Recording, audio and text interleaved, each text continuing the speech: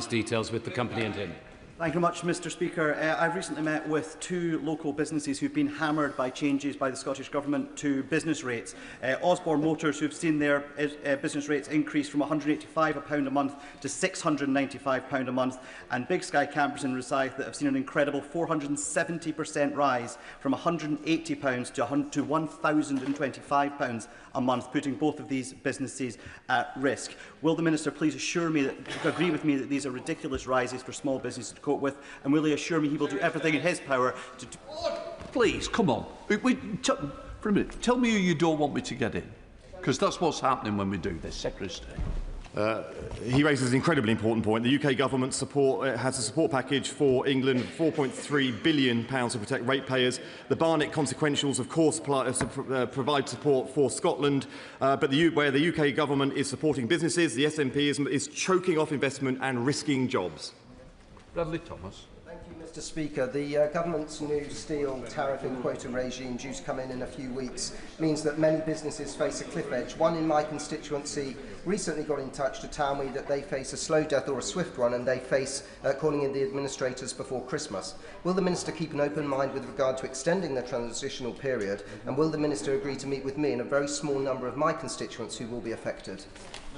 Of course, I'm happy to meet. Maybe we should organise a meeting for several companies and several honourable members. I'm very happy to do that as soon as possible. I don't want to extend the transition period for the simple reason that the EU and the United States of America and other countries are introducing very similar measures, and the danger is that we would just be dumped. But of course, there will be a review mechanism after a year, and I'm very keen to meet with as many colleagues to explain the trade-offs that we're having to make. Chair of the Select Committee, Liam. Thank you very much. The committee is meeting steelmakers later today, and will supply the government with its advice from that. But I want to raise the issue of the automotive sector, because we are not going to double automotive production in the way the Secretary of State wants unless we fundamentally reform the ZEV mandate. Automakers are subsidising sales by £5 billion a year. They are transferring money to state-subsidised players like BYD. And battery costs have not fallen. Will the Secretary of State now bring forward a whole market review and reform this ZEV mandate for good? My right honourable friend, of course, as he always does, gives great voice to the automotive sector. I've listened very closely to the voices of the sector itself when it comes to the ZEV mandate. It's really important that we do so. It's also very important that when we set targets like this, we take into account consumer demand as well as the targets that we set here. This is something I'm very aware of, and I'm having conversations across government with my colleagues. Speaker, Bath has a thriving hospitality sector and many young people who need and rely on, but dare I say enjoy, flexible part-time jobs to support their studies. Of course, we Liberal Democrats support measures to tackle exploitative contracts. Who wouldn't? But will the government ensure these reforms retain genuine flexibilities that students, but also other members of our workforce need for their work-life balance? I thank the honourable member for her question. Boosting opportunity and tackling youth unemployment in every area remains a priority, and helping young people into work is absolutely crucial for that. For the flexibility, absolutely. We know some people value that flexibility, and that's why I'll be considering it as part of the regulations. Jenka. Mr Speaker, Cornwall has so much to offer the UK, from critical minerals, floating offshore in the Celtic Sea, defence, geothermal, but infrastructure, particularly ports and rail, will be absolutely critical to enable that growth. Cornwall will be a perfect place to designate as an industrial strategy zone. Would the Minister agree to meet with myself and Cornish colleagues to discuss? Thank you very much, Mr Speaker. So my honourable friend is absolutely right about the potential in Cornwall. Cornwall is a unique and distinctive part of the country, powered our industrial past, it will power our industrial future, and I will be very happy to meet with her and colleagues to talk more about the opportunities in Cornwall. Lincoln Job. Thank you, Mr Speaker. The pubs in Spelthorne are under the cosh, and in the answer that the Minister gave to the member for Broadland and Fakenham, she said that a review of pubs and how they are valued for business rates purposes is ongoing. She'll know that that's not going to report until 2029, or not be relevant until then. Pubs are closing today. Young people are losing their jobs today. Please will the front bench do more to lobby the Treasury for our pubs? I thank him for his question. Pubs in the honourable member's constituency and nationwide are so important to day-to-day community life, and we are mindful of the challenges they face in recent years. The number have fallen by nearly 7,000 since 2010. We know how significant it is, and I'll be working really closely with colleagues to support them. Adam Jogi. Thank you very much, Mr Speaker. I'm delighted the Government's listened to my calls and those from my neighbours in Stoke-on-Trent to finally act and support the ceramics industry. Calls so loud, Stoke Central's lost his voice. Whilst we await the detail, Mr Speaker, will the Secretary of State come to North Staffordshire to meet the ceramic businesses that he and this Government are helping today? Yeah, I'm very grateful for his comments. The package that we will be announcing today will be significant. I won't say any more because the Chancellor will be making that announcement a little later today. But what I can say is that the results of it and the boldness of it is a direct consequence of the voices we have heard from MPs, including himself and those of Stoke, whether losing their voice or not. The voice they have given have been profoundly important to the scope and scale and boldness of what will be announced today. Chamberlain. Thank you, Mr Speaker. Now, hospitality businesses in North East Fife do support the Lib Dem call for a VAT cut to hospitality, but the Government don't seem to be moving on that. So can I ask the Minister whether we consult with businesses on a lower NICS band for part-time workers? They're so important to hospitality and getting younger people into work. Yeah.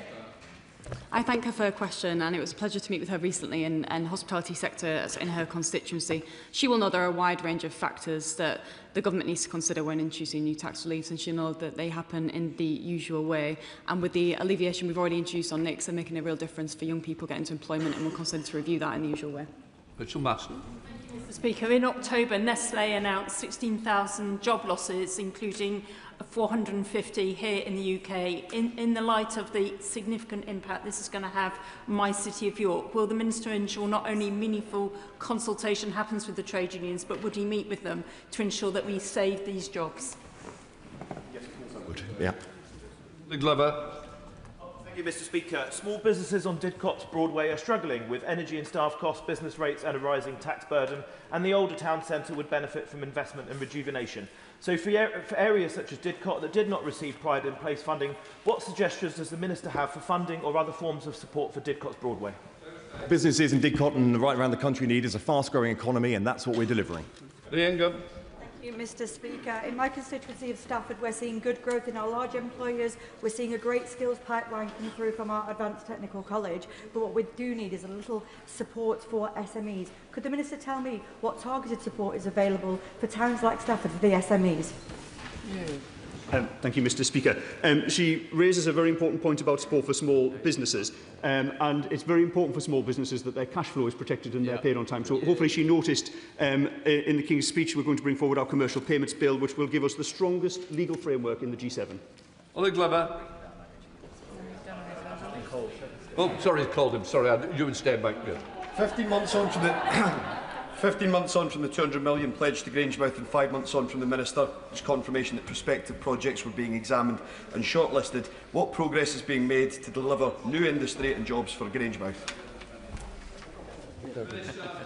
Thank you very much, Mr Speaker. So my honourable friend is right. There is a £200 million available for such projects, and the initial £14.5 million of funding that was announced will help businesses to test the feasibility of their project ideas in order to secure that long-term funding from the National Wealth Fund. Sharble. Mr Speaker, back to the 1st of July tariffs. The quotas are too small, the commodity cost codes are too broad. The steel required for aerospace can only come from, I think, SS UK, which is currently in liquidation. The grade cannot be produced elsewhere. It's for commercial steel. Businesses will be bankrupted within 6 months. 12 months is far too long. Will the front bench please listen to industry on this? Yeah.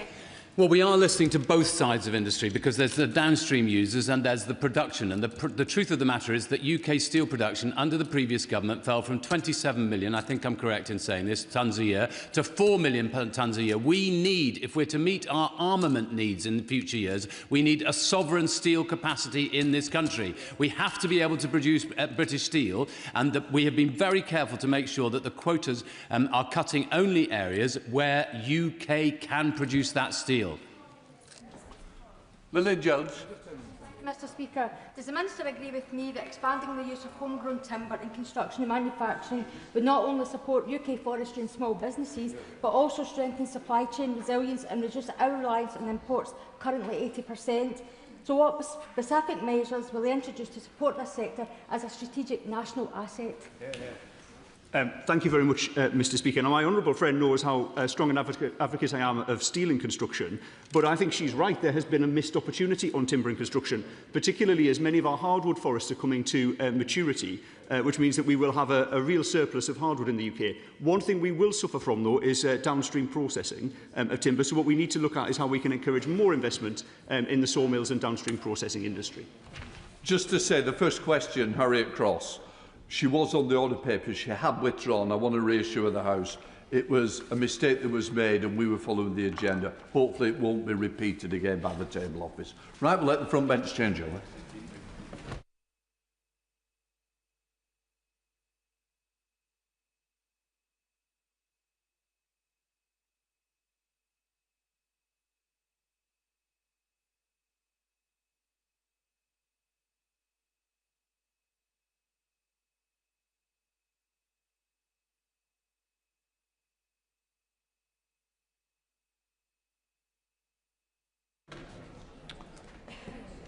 Before we come to the urgent cost on motorists, the urgent question, I'm going to repeat what I've said to the House at the start of the parliamentary session.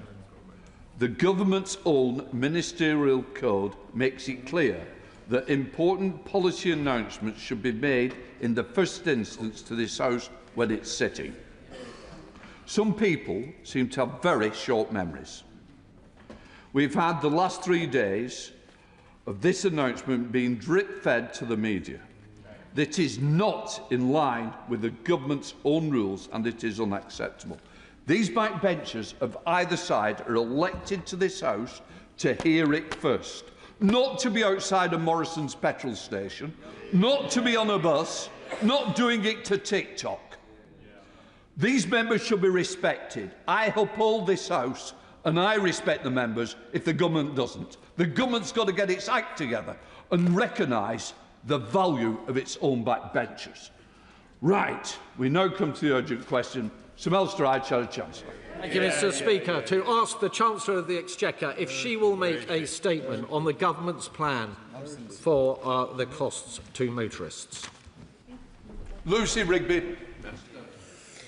Mr Speaker, just to note that your comments just then are fully noted and I'll ensure that they're fed back to the entirety of the ministerial team. Mr Speaker, the government is taking steps to support households and businesses with their fuel costs in response to the conflict in the Middle East. Rapid de-escalation in the Middle East remains the best way to bring down fuel prices, where the most impactful step is, of course, to reopen the Straits of Hormuz. And that's exactly why the UK government is playing a leading role in the international effort to get shipping flowing freely. And indeed, I contrast that with the position of the Leader of the Opposition, who would have rushed us to war. So alongside this key step, Mr Speaker, so the Boys Club... Sorry, I can't hear what the Minister's saying, and in fairness, we've put the urgent question in which we can hear the Minister. Look, I'm proud of this Parliament, I'm proud of this country, so I do want to hear it, Minister. So alongside this key step, Mr Speaker, the government's priorities will continue to be helping families with the cost of living, including through protecting the public finances. The government's taking action to bear down on prices at the pump, and in November we extended the 5p per litre cut in fuel duty for a further 5 months. Right now, petrol and diesel are 11p per litre cheaper than under plans inherited from the previous government. Some fuels have been more impacted than others by this conflict. We recognise that, and the government also recognises the pressures being faced by drivers and other fuel users. That is exactly why we are introducing a package worth over £400 million, which combines broad support for motorists with targeted support for sectors most exposed to and affected by higher fuel prices. And yesterday, the Prime Minister made clear that we will not increase fuel duty this year. The temporary 5p cut will be extended until the end of the year. And taken together, the government's decisions will save the average motorist over £120 this year compared to plans inherited from the previous government. But we also recognise, Mr Speaker, that farmers face substantially increased costs on fertilisers and fuel, and that's why we're going further, cutting the duty rate on red diesel by over a third per litre to the lowest rate in over 20 years, and that of course will help other users of red diesel too. And then when it comes to road haulage, this sector, as members will recognise, is vital for transporting goods right across the country, and recognising that key role and the increased costs that the sector is facing, we are introducing a 12-month holiday for vehicle excise duty for the majority of heavy goods vehicles. This will save, Mr Speaker, a typical HGV over £600, up to £912 on some vehicles, on top of the savings that I just described when it comes to fuel duty. So, Mr Speaker, to conclude, this is one part of support for households and businesses. It combines universal support for motorists with targeted support for those most affected by higher fuel prices. And my right honourable friend, the Chancellor, will update the House later on today on further support measures for households and businesses. Shadow Chancellor Sir Mulstride. Mr Speaker, may I begin by agreeing with you and to say that how disrespectful it is that this U-turn on fuel duty has already been released to the media earlier this week. The news was plastered across national newspapers on Monday, and the Chancellor then conducted a visit to a petrol station yesterday with journalists. But it has taken until today for this House to be updated. This is a pattern, Mr Speaker, including, of course, the relentless briefings before the budget last year about tax measures and fiscal forecasts. You would think a government with so little support amongst its own backbenchers would have more respect for this place. Mr Speaker, this change to fuel duty is yet another humiliating U-turn from a Chancellor and Prime Minister whose authority is shot. The Chancellor fought us tooth and nail on this issue. The Conservative Party has been campaigning for a fuel duty freeze for months. The Chancellor repeatedly rejected those calls, creating unnecessary uncertainty for motorists and businesses. Why did it take her so long to realise that putting up fuel duty during an energy crisis is a bad idea? Does the Chancellor really expect us to believe that this is all only happening, as she has suggested, because of better growth? Let's be clear, Mr Speaker. The Chancellor has been pointing to the slight upward revision in the IMF's growth forecasts earlier this week. That forecast was for growth of 1.0%. But until April, the IMF were forecasting growth this year of 1.3%. So where is the supposed growth dividend? And perhaps the honourable lady could address that momentarily. Is the Chancellor seriously suggesting that the outlook is better now compared to how it looked at the last fiscal event? And on wider measures, Mr Speaker, will the Minister confirm whether what has also been briefed to the press, not to this House, that HMRC mileage rates are to be changed? Mr Speaker, let's be clear. This is a government lurching from one U-turn to the next. Their mismanagement has left our economy weak. The reality is they're in no position to support people through these cost of living pressures because they have mismanaged the economy. They have no credibility left, and clearly they have no respect for this House. Mr Speaker, put simply, as I said, his party had motorists hurtling full speed towards higher fuel costs. It's only because of the action that this government has taken that we've applied the brake to the hikes that his party would have introduced. They would have introduced, Mr Speaker, higher costs. We are lowering, we're keeping the freeze on fuel duty and protecting millions of motorists right across this country. And exactly as I said, we're taking further measures when it comes to red diesel and for HGV drivers as well. And this is on top, Mr Speaker, of additional action that we're taking on the cost of living. The Shadow Chancellor and I saw each other in the studios early this morning when I was out there talking about the free unlimited bus travel for children that we're going to be. The Chancellor is going to be updating on this earlier today. Sorry. Just say to the Minister, I don't think it's a good example that we was in the studios rather than telling this out. It's confirming my problem that that Sky or BBC is more important than the backbenchers who've been elected by constituents across this country are hearing it second-hand. It is not acceptable. So don't think it's a bonus to tell the House now. Speaker, the Chancellor will be coming along to the House further later along today, and she's going to... Order. I think the point I was making was that you said that you were doing the studios. You're here now. I think it should have been here first. Do we both agree, Minister? Mr. Speaker, my apologies. I was intending to say just then that the Chancellor will come to the House and will give a full statement on exactly everything, including the matters that we are discussing today. I'm sorry, Mr. Speaker, that the Shadow Chancellor is so upset and so appalled by the recent growth figures. I am in the business of talking this country up rather than down, and indeed I'm grateful to him for highlighting that growth has been revised up. Interest rates are coming down, inflation is coming down, real wages are going up. And as I said, Mr. Speaker, this is because of the prudent decisions that this government has taken, all of which is allowing us to take further action when it comes to the cost of living. But this action that we're taking in relation to fuel duty is very, very important, and it's going to save millions of motorists lost money right across this country. I will address, Mr. Speaker, the point on HMRC mileage rate. The Chancellor will come to this House, as I said, later on and talk about the full package. Liam Bircher of the Business. Thank you, Mr. Speaker, for facilitating this statement. I welcome the announcements on fuel duty, but I didn't hear the Chief Secretary say anything about remedies for the new costs on drivers of electric vehicles. Those new costs imposed at the last budget are suppressing demand for electric vehicles in our country to such an extent that UK automakers are having to subsidise demand by £5 billion a year. That is imperiling the future of UK automakers. It is imperiling the target of doubling automotive production by 2035. So can we have a statement about what the government is going to do to reform the ZEV mandate and actually get in place a plan that leads to a thriving auto industry and not a dying auto industry? Mr. Speaker, my honourable friend makes a very important point, and I know how passionate he is about exactly these issues. He refers to changes that were made at budget, and they were made with the best of intentions and from the point of view of encouraging the use of electric vehicles in this country. I believe the Chancellor may be saying something on that later on today.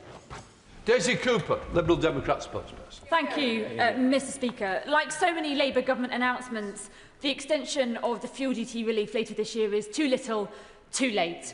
And when we look around the world, other countries are acting now. Other countries are cutting fuel duty now. Other countries are cutting public transport costs now. And that is why we Liberal Democrats continue to call on the government to cut fuel duty and public transport costs now. So what message does the Minister think it sends to people that they'll take action later in the year when they are feeling the pain in their pockets right now? When it comes to farmers, Mr. Speaker, the government will be aware that the cost of fertiliser is going through the roof and world prices are up by 44%. So when the Minister says that there will be a further cut to red diesel, can I ask the Minister what assessment her government has made of the cumulative impact of the war in Iran on farmers? Because it's clear to me that this cut in red diesel will not touch the sides when the cost of fertiliser is rocketing through the roof. Minister.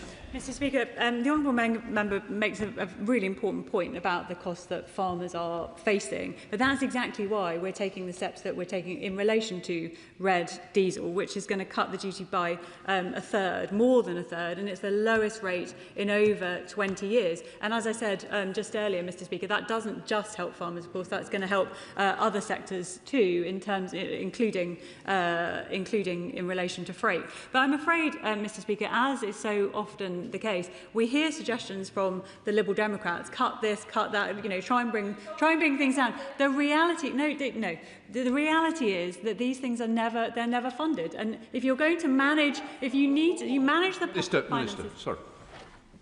The member has asked the question. I want respect given to the Minister when she's answering the question, please. Thank you, Mr. Speaker. The point is that you have to manage the public finances in a responsible way. You can't put measures in place which are not fully funded. And I wish that in some of these proposals that were being put forward, they were adequately backed up by fully funded proposals. Jim McMahon. Thank you, Mr. Speaker. These are welcome announcements, and I should say to welcome the Chief Secretary to her place. The government also has a very important convening power. And one thing that residents in Oldham raise all the time is just how much they pay for car insurance when compared to other areas. And for low-paid workers, particularly those that need it for business and pay that additional premium, it is a lot of money going out every single year above and beyond what neighbouring areas will pay. So can I ask the Chief Secretary to convene the insurance industry together and see what can be done to finally address this postcode lottery? Minister. Mr Speaker, my honourable friend raises a really important issue, and I'd like to thank him for all the work which I know that he's done in this space, exactly from the point of view of trying to bring down the costs that people across the country are paying. In my old role as Economic Secretary to the Treasury, I was indeed closer to the work of the insurance sector and the work which the current Economic Secretary is now taking forward to try and ensure that prices are brought down. But I'm more than happy to convene with the new Economic Secretary and take forward the work that he suggests. Thank you, Speaker. Obviously, the Minister is not aware that the previous was fuel duty for 14 years, otherwise she wouldn't be coming along. And some of us lobbied for the government of the day to actually abolish the escalator, but we didn't do it. However, could I ask her one key question, and that is, with the rise in the wholesale price of fuel at the pumps, how much extra money has the Treasury obtained as a result? Mr Speaker, I'm afraid that the honourable member has entirely missed the fact that the plans that his government left in place would have meant that fuel duty would have gone up. And it is only because of the action that this government is taking that means that millions of motorists across the country will save money. Justin Mathers. Thank you, Mr Speaker. Can I welcome the efforts to support drivers at the petrol pumps? But it's obvious that this has not led to an increase in demand in the sales of electric vehicles. As the Chair of the Select Committee has already said, the automotive sector is facing a real crisis because of the Z mandate. I was at the Vauxhall plant in my constituency last week. There isn't the consumer demand there. There isn't going to be the consumer demand there to meet the escalating demands of the Z mandate. Can the Treasury please use their convening power across government to bring forward the review of the Z mandate? Minister. Mr Speaker, I appreciate, as I said earlier in response to my honourable friend, that this is a really important issue, and I know indeed what an important issue it is to my honourable friend and in his constituency as well. And as I said, I'm more than happy to take this up, and I'll discuss this with the Exchequer Secretary. David Chapman. Thank you, Mr Speaker. Increased fuel costs are a real pain point in a constituency like mine. Rural households that depend on their cars spend nearly £800 a year more on fuel than people who live in urban areas. So will the government listen again to the Liberal Democrats' demands for an immediate 10p cut in fuel duty that would bring down pump prices by 12 pence per litre? Minister. Mr Speaker, I think these suggestions are being made with the best of intentions, but with the deepest respect to the honourable member, this is all motherhood and apple pie. You have to be able to say where this money is going to come from if you want to do these nice things. Dean Sullivan. Thank you, Mr Speaker. Can I thank the Minister and my right honourable friend, the Chancellor, for recognising the important role that hauliers and freight play in our national economy and our local economies. The steps announced yesterday report to 3,500 people in my constituency who work in transport and logistics, and these are the people that keep our shelves stocked and our economies moving. But can I ask that the Minister liaises with her colleagues in other government departments to look at what other support could be made available for the logistics sector, including improved welfare facilities? Mr Speaker, my honourable friend raises a really important issue in relation to hauliers and indeed the road haulage sector. That's why what we're talking about today is so critical when it comes to the cost that hauliers are paying and vehicle excise duty, which of course is on top of the changes that we're making to fuel duty to save hauliers money. And that is part of our recognition of the really critical role that hauliers play in costs, including of consumer goods. So this all fits together, and I recognise that how important it is to her constituency. Harriet Baldwin. Thank you very much, Mr Speaker. And rural drivers in West Worcestershire will be delighted that the Chief Secretary has seen the political reality, which is that it would have been mad to put another 5 pence on petrol on the 1st of September.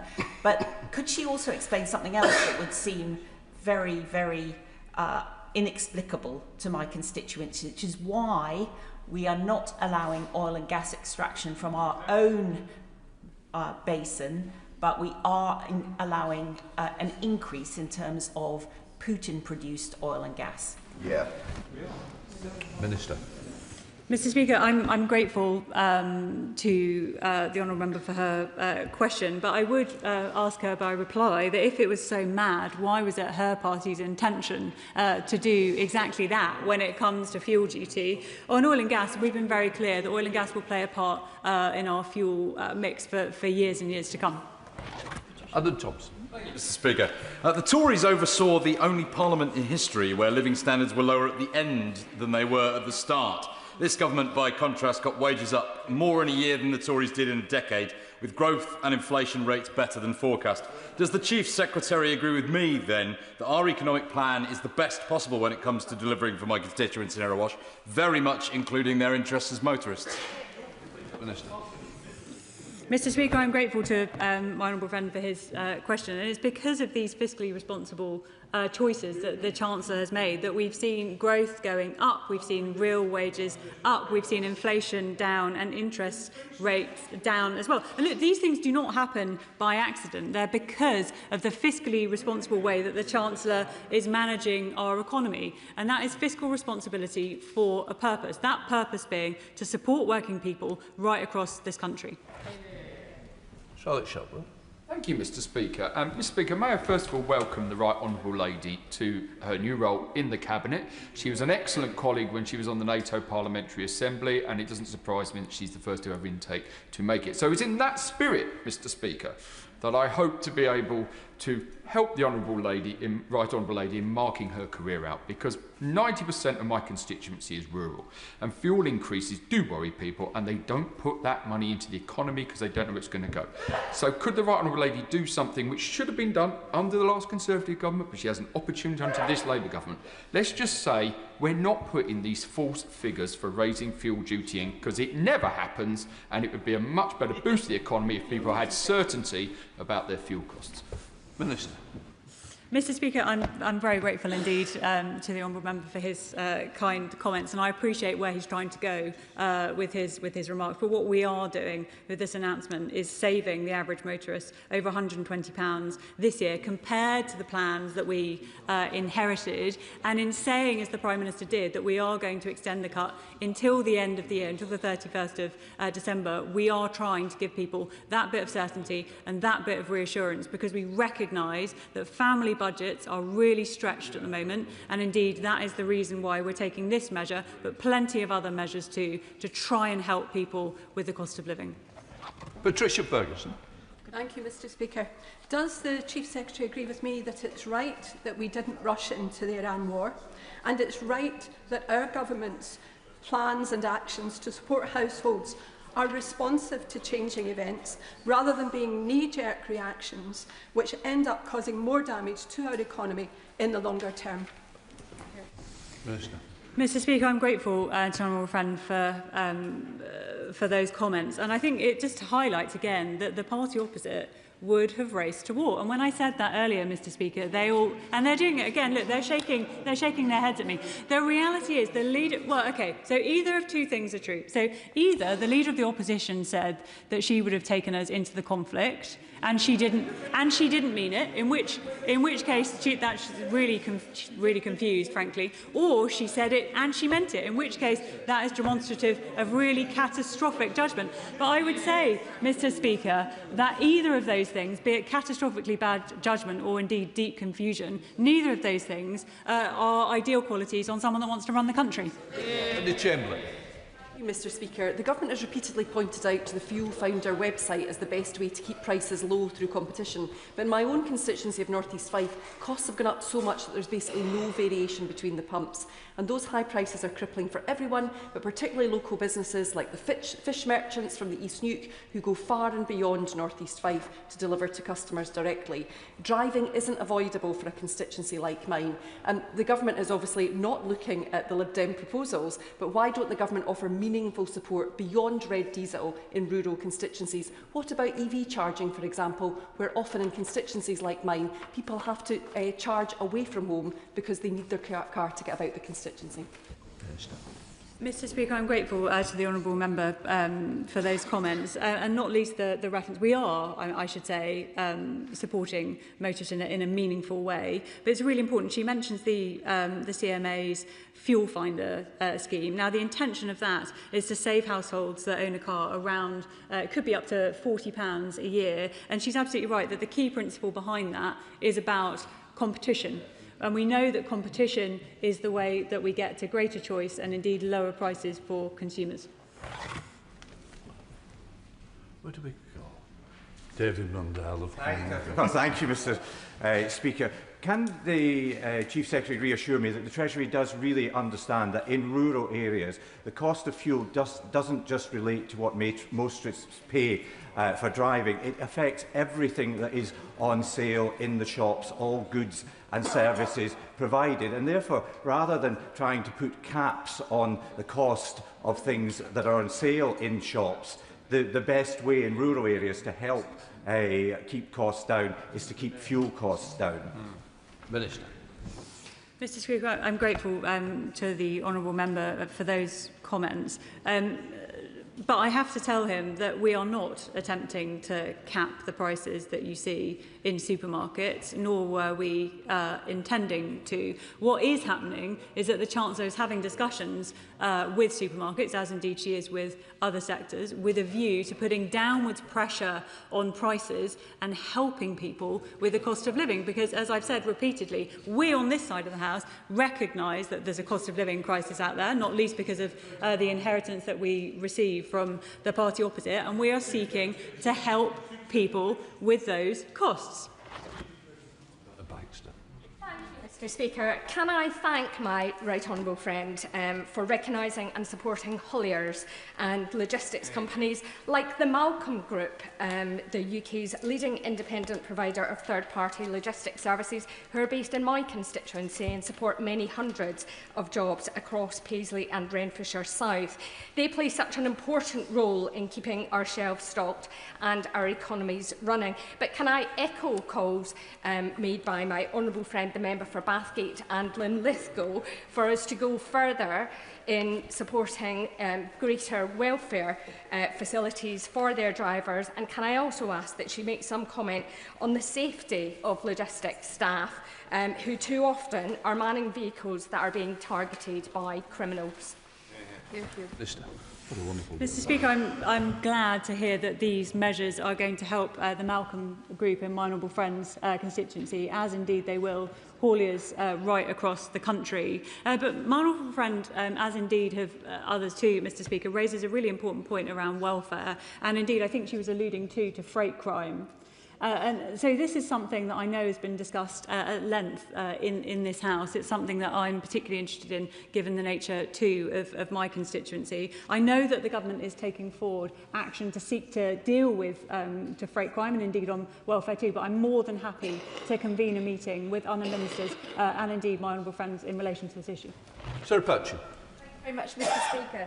Does the Minister agree with me that one of the Government's main responsibilities is to provide energy security for its citizens? And as a nation resplendent with our own resources, why will this Government not issue more licences to drill in the North Sea for oil and gas, which would make us energy sufficient and therefore have a knock-on effect at the pumps? Mr Speaker, the best way to get to energy security is by doing exactly what the Secretary of State for Energy is doing at the moment, and the push towards renewables. I have to tell her, I'm afraid, that new licences in the North Sea wouldn't bring new oil and gas on stream for another 10 years. So that really is the wrong solution. Chris Hinchcliffe. Mr Speaker, the freeze in fuel duty will be a relief to drivers in North East Hertfordshire, but part of the reason why this is such a problem is because after the party opposite's last stint in government, public transport was left virtually non-existent in rural communities like mine. We've discussed earlier this week the enormous cost of HS2, over £100 billion. If we were investing that scale of money in bus services, we could provide a vastly improved network across the whole country for decades to come. So will the government learn the lessons of the current crisis and redirect our public transport spending towards the journeys we need to make in our day-to-day lives? Mr Speaker, my honourable friend raises a really important point about the critical nature of bus services to the entirety of the country. And that's exactly why we're providing over £3 billion for buses over the next 3 years to cap fares at £3 and indeed to maintain and improve services as well. So that includes funding for local authorities so that they can put in place initiatives when it comes to local fares if they wish to do so, as I believe the North East Combined Authority has done. But we're also making reforms, Mr Speaker, when it comes to bus franchising, which will allow new and better services too. And a best objective. Thank you, Mr Speaker. I just want to come back to what the Minister said earlier on about the war in Iran. She knows full well that the Leader of the Opposition did not say that she would take us into this conflict, and she knows full well that the operation was a no-fawn operation and there was never an opportunity for the UK to be involved. And if she doesn't know that, she should go and speak to the defence team and get up to date with the details. But on that, I think is a cheek, considering that the government has just decided it's going to row back on its pressure that it's going to put on Russia. So can she explain exactly why, given her media round this morning, which didn't explain this, exactly why the government has decided to exempt oil and oil products that originate from Russia under Commodity Code 2709 or from 2710? Mr Speaker, I wholeheartedly reject any accusation or idea whatsoever that we are somehow going soft on Russia and on Putin. That is completely wrong. And the new package of sanctions that we've introduced are stronger today. Sorry. I told the front bench, and I'm telling the back bench, you've had the curse of being able to ask a question. I want you to hear the answer, and I need to hear the answer as well, Minister. The package of sanctions that are in place today is stronger than the package of sanctions that was in place last week. We have a world-leading sanctions regime in this country. At the moment, we have more than 3,300 sanctions of Russian entities, businesses, individuals, ships. The list goes on and on. And why does it go on and on? It's because of our steadfast support for Ukraine. Speaker, Scotland is an energy superpower, and it's particularly galling therefore for constituents and businesses in my own constituency, which is a 2.5-hour drive end to end, and where road vehicles are an absolute necessity to conduct daily life, to face the prices that they're currently facing. Will the government commit to using the hundreds of millions of pounds of extra tax revenue they've got in VAT to a VAT freeze for the duration of this current crisis? Aye. Mr Speaker, I won't commit to that, no. Thank you, Mr Speaker. Whilst it's good news that the Chancellor has been forced into another humiliating U-turn over her increase in fuel duty, this just delays the increase until the end of the year. But the cost of living is surging and families are feeling the pinch in every aspect of their lives. So why won't the government simply put people and businesses, give them the certainty they need and cancel the fuel duty increase altogether? Mr Speaker, there's absolutely nothing humiliating about taking action that the Chancellor is taking, the Prime Minister is taking, to protect millions of motorists across this country. And again, I'm afraid I have to remind him, the plans that we inherited from the previous government would have seen motorists paying more. Thank you, Mr Speaker. I welcome this latest U-turn by the Chancellor to freeze fuel duty, which will help my constituents. And I also welcome the cut in duty in red diesel to help our farmers. The government's carbon border adjustment mechanism comes into effect on the 1st of January. This will increase further the cost of fertiliser, which in turn push up the price of food. So will the Chief Secretary undertake a review of that carbon border adjustment mechanism to protect all our constituents from further food price increases? Minister. Mr. Speaker, I'm grateful for that intervention, and particularly the highlighting of the moves that we're making when it comes to red diesel, because he mentions the fertiliser costs. Now, we know that those substantially increased fertiliser costs, but also fuel, are hurting farmers. We know that, and that's exactly why we're taking the measures that we are when it comes to red diesel. So cutting the duty rate by over a third per litre, from just over 10 pence to just to 6.5 pence, which, as I said previously, is the lowest rate for over 20 years. Mr. Speaker, and can I warmly welcome the Minister to her new role. My rural North Cornwall constituency doesn't have a regular or reliable bus service. It doesn't even have a single mainline train station. So my constituents are forced to rely on their cars to get to school, work, care for relatives, not to mention the transport of goods. I welcome this modest freeze, but please will the Minister meet with me to discuss North Cornwall being part of the Government's Rural Fuel Duty Relief Scheme. And while we're there, perhaps I can explain how our excellent Lib Dem proposals are all fully costed. Mr. Speaker, I'm very grateful to the honourable member. I may ask that our meeting, when indeed we do meet, as I'm happy to do so, is fully focused on the matters at hand. Hadley Thomas. Mr. Speaker, having worked in the oil industry, I understand the flow of oil products around the world quite well, and it's unquestionable that the government has eased the prospect of Putin's oil flowing into the UK's oil market. That's beyond doubt. So 2 questions to the Minister. One, can she explain the Treasury's calculation of the extent to which they think this move may benefit UK motorists? Can she explain why the government has decided to do this? And can she tell us what she thinks the cost will be to the government's integrity and whether it's worth it?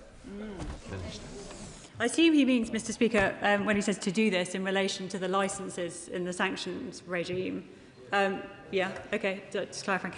Look, these licences are specific, they are targeted, and they're going to be reviewed on a very regular basis. The reason, and he'll know, given that he understands the flows of oil so well, he'll know that licences are a very, very common part of the sanctions regime. So the reasons that these licences, the reasons that they're being put in place is such that we can stage the impact on the economy. And indeed, if you look at what the European Union is doing in relation to these issues, they're going to achieve a full ban by the end of 2026. They too are staging the impact. So this is a sensible measure when it comes to our economy. But what is not in doubt, what is totally beyond doubt, is the fact of our steadfast support for Ukraine, as I said, and the pressure that we are continuing to put with our international allies on Vladimir Putin. That completes the urgent question. Let the front benches change over.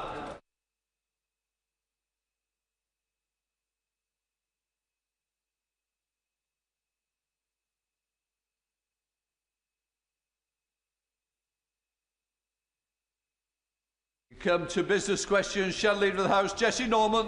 Thank you, Mr. Speaker. Will the Leader give the House the forthcoming business? Leader. Thank you, Mr. Speaker. The business for the week commencing the 1st of June will include Monday the 1st of June, second reading of the Health Bill, Tuesday the 2nd of June, Committee of the Whole House on the Armed Forces Bill, Wednesday the 3rd of June, remaining stages of the Railways Bill, Thursday the 4th of June, a general debate on Pride Month.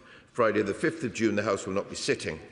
The provisional business for the week commencing the 8th of June includes Monday the 8th of June, Committee of the Whole House of the Steel Industry Nationalisation Bill, Day 1. Tuesday the 9th of June, conclusion of the Committee of the Whole House and remaining stages of the Steel Industry Nationalisation Bill. Wednesday the 10th of June, remaining stages of the Cyber Security and Resilient Network and Information Systems Bill. Thursday the 11th of June, general debate on the legacy of Joe Cox. And Friday the 12th of June, the House will not be sitting. Jesse Norman. Thank you, Mr. Speaker. Mr. Speaker, it's famously true that our present Prime Minister gets 100 times more animated and passionate about the performance of his football club every weekend than he does about trivial details of social, economic or foreign policy, and still more so when it comes to defeating the enemy from Manchester. So one would have to have a heart of stone, Mr. Speaker, not to congratulate the Prime Minister on the success of Arsenal Football Club in winning the Premier League. I noticed the astonishing lack of reaction from the other side. As we United fans say, only 11 more Premiership wins to go, and Mikel Arteta will still be one short of Alex Ferguson. In this World Cup year, we remember with deep warmth and affection the heroes of 1966. I refer, of course, to the band of brothers who were so inspired by England's World Cup victory that they set up Westfields Football Club in Hereford. And I pay special tribute to the legend that is Andy Morris, not ignoring his brilliant wife, Sandra, who has been synonymous with Westfields ever since. Now, Mr. Speaker, whatever happens in Makerfield, it seems inevitable that there will soon be a leadership contest in the Labour Party. The markets are spooked, the pundits are pontificating, the pollsters are rampant. But amid all the media speculation, there is one candidate, one extraordinary dark horse, who has not yet even been mentioned. That is why I am delighted in relation to the leadership of the Labour Party to announce my strong support in his bid for the top job for the Leader of the House. Colleagues will have noticed a certain coyness from the leader about his own position last week in Business Questions. Make no mistake, Mr. Speaker, that's the clear sign of a man preparing to throw his hat into the ring. For months now, I have lived myself with I must admit, a secret fear that the government will have a reshuffle and the Leader of the House will be relegated from the light of the chamber back into the Stygian depths of the Labour Whip's office. Luckily, the Prime Minister has remained far too weak even to contemplate a reshuffle. But I ask colleagues across this House, and especially on the Labour benches, to contemplate that hideous prospect, that drastic loss of warmth and wit and wisdom from these proceedings. As Ben Jonson said of Francis Bacon, when he spoke, the fear of everyone was that he would make an end. Now, some foolish and ill-advised people will say that this leadership bid is an improbable one, possibly even in this age of Botox, TikTok and Justin Trudeau, that a Prime Minister should be constructed on more youthful, foolish, inexperienced, and dare I say it, sleeker lines, to which I cry shame, Mr. Speaker, and fie upon these unimaginative gloomsters and naysayers. What fools they are. It's precisely that apparently diffident Clark Kent exterior that makes my candidate, our candidate, such a politically electrifying prospect in a world in which a Labour Chancellor of the Exchequer can seriously advance the total economic shambles of supermarket food price caps. Any move is on the table. The Leader of the House can therefore immediately become Leader of the Labour Party. It's simple common sense. We barely even need to change the name. Mr. Speaker, you will be relieved to know that under my steady hand, the leader's Labour leadership campaign is ready to roll. The website is in hand, the baseball caps and T-shirts have been ordered. As Hilaire Belloc says of Lord Lundy, the stocks were sold, the press was squared, the middle class was quite prepared. Donors are falling over themselves in order to associate themselves with this extraordinary political intervention. The one crucial remaining question is what campaign slogan we should use. We thought about common sense with Campbell. Campbell for the country, all in for Allen. But there are two slogans with which I think we really cannot fail. And when he responds, I know the leader will want to take the opportunity of formally launching the campaign himself from the dispatch box, but perhaps he can also indicate which of these two slogans he prefers. Is it to be, yes, we Campbell, channeling the spirit of Barack Obama, or possibly, more inclusively, still, make Britain Campbell again? A nation awaits, Mr. Speaker.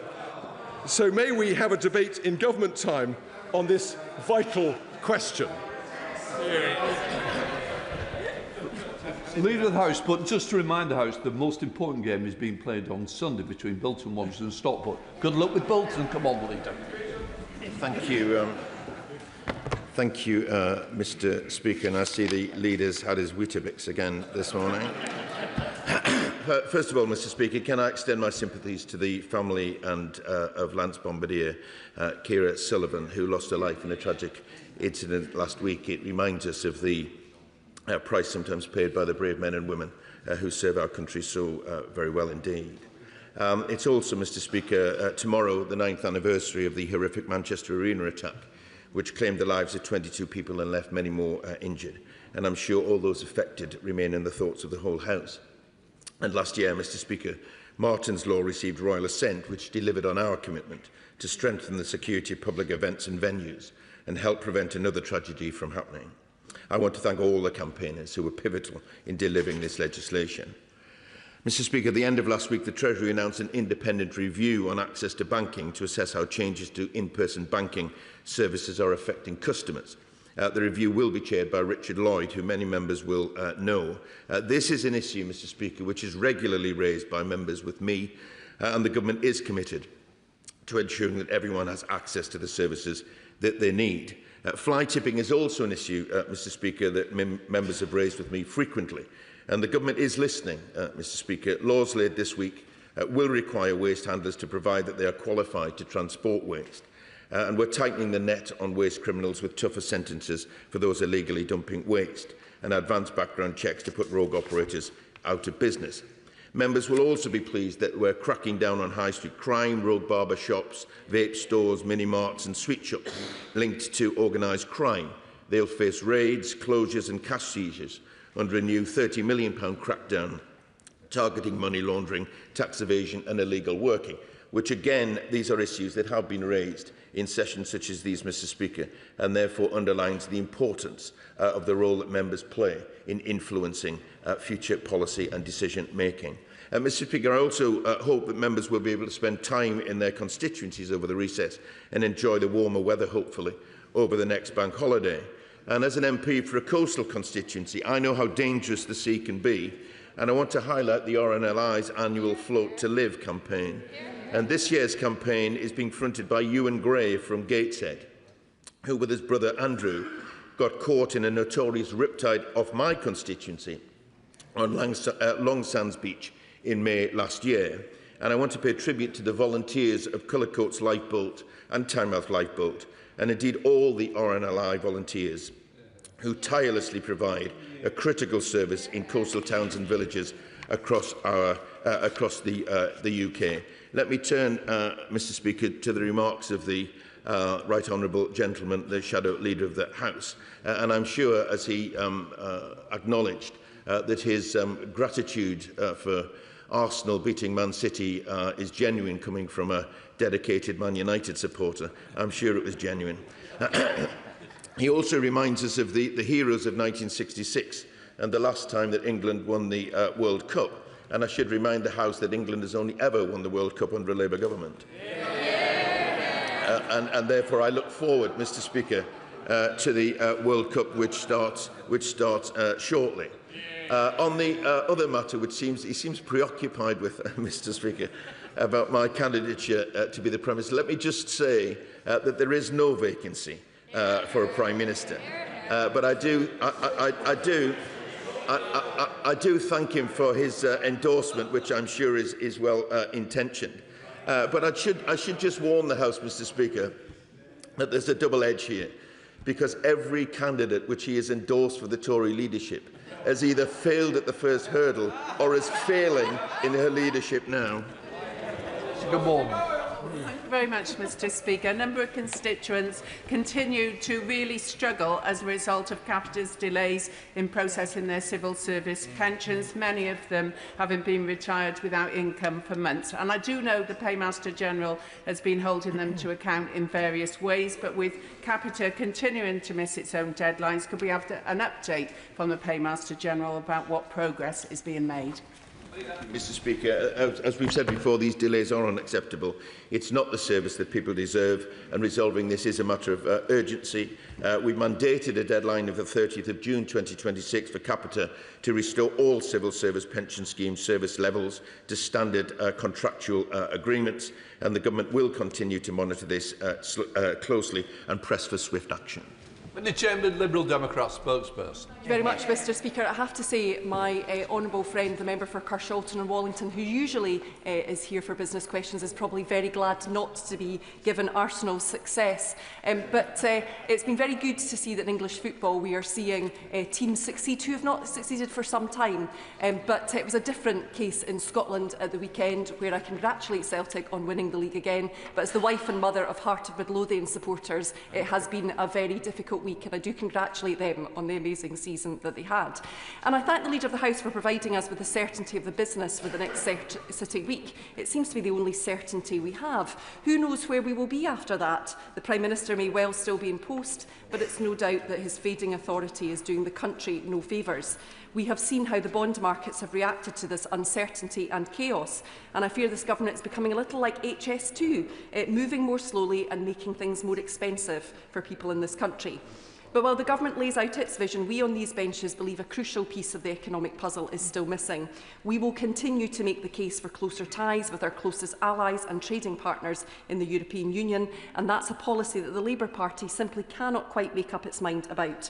And I note that the former Secretary of State for Health has made his pro-EU stall abundantly clear, whereas their candidate in Makerfield seems a little more unsure, despite his previous representations.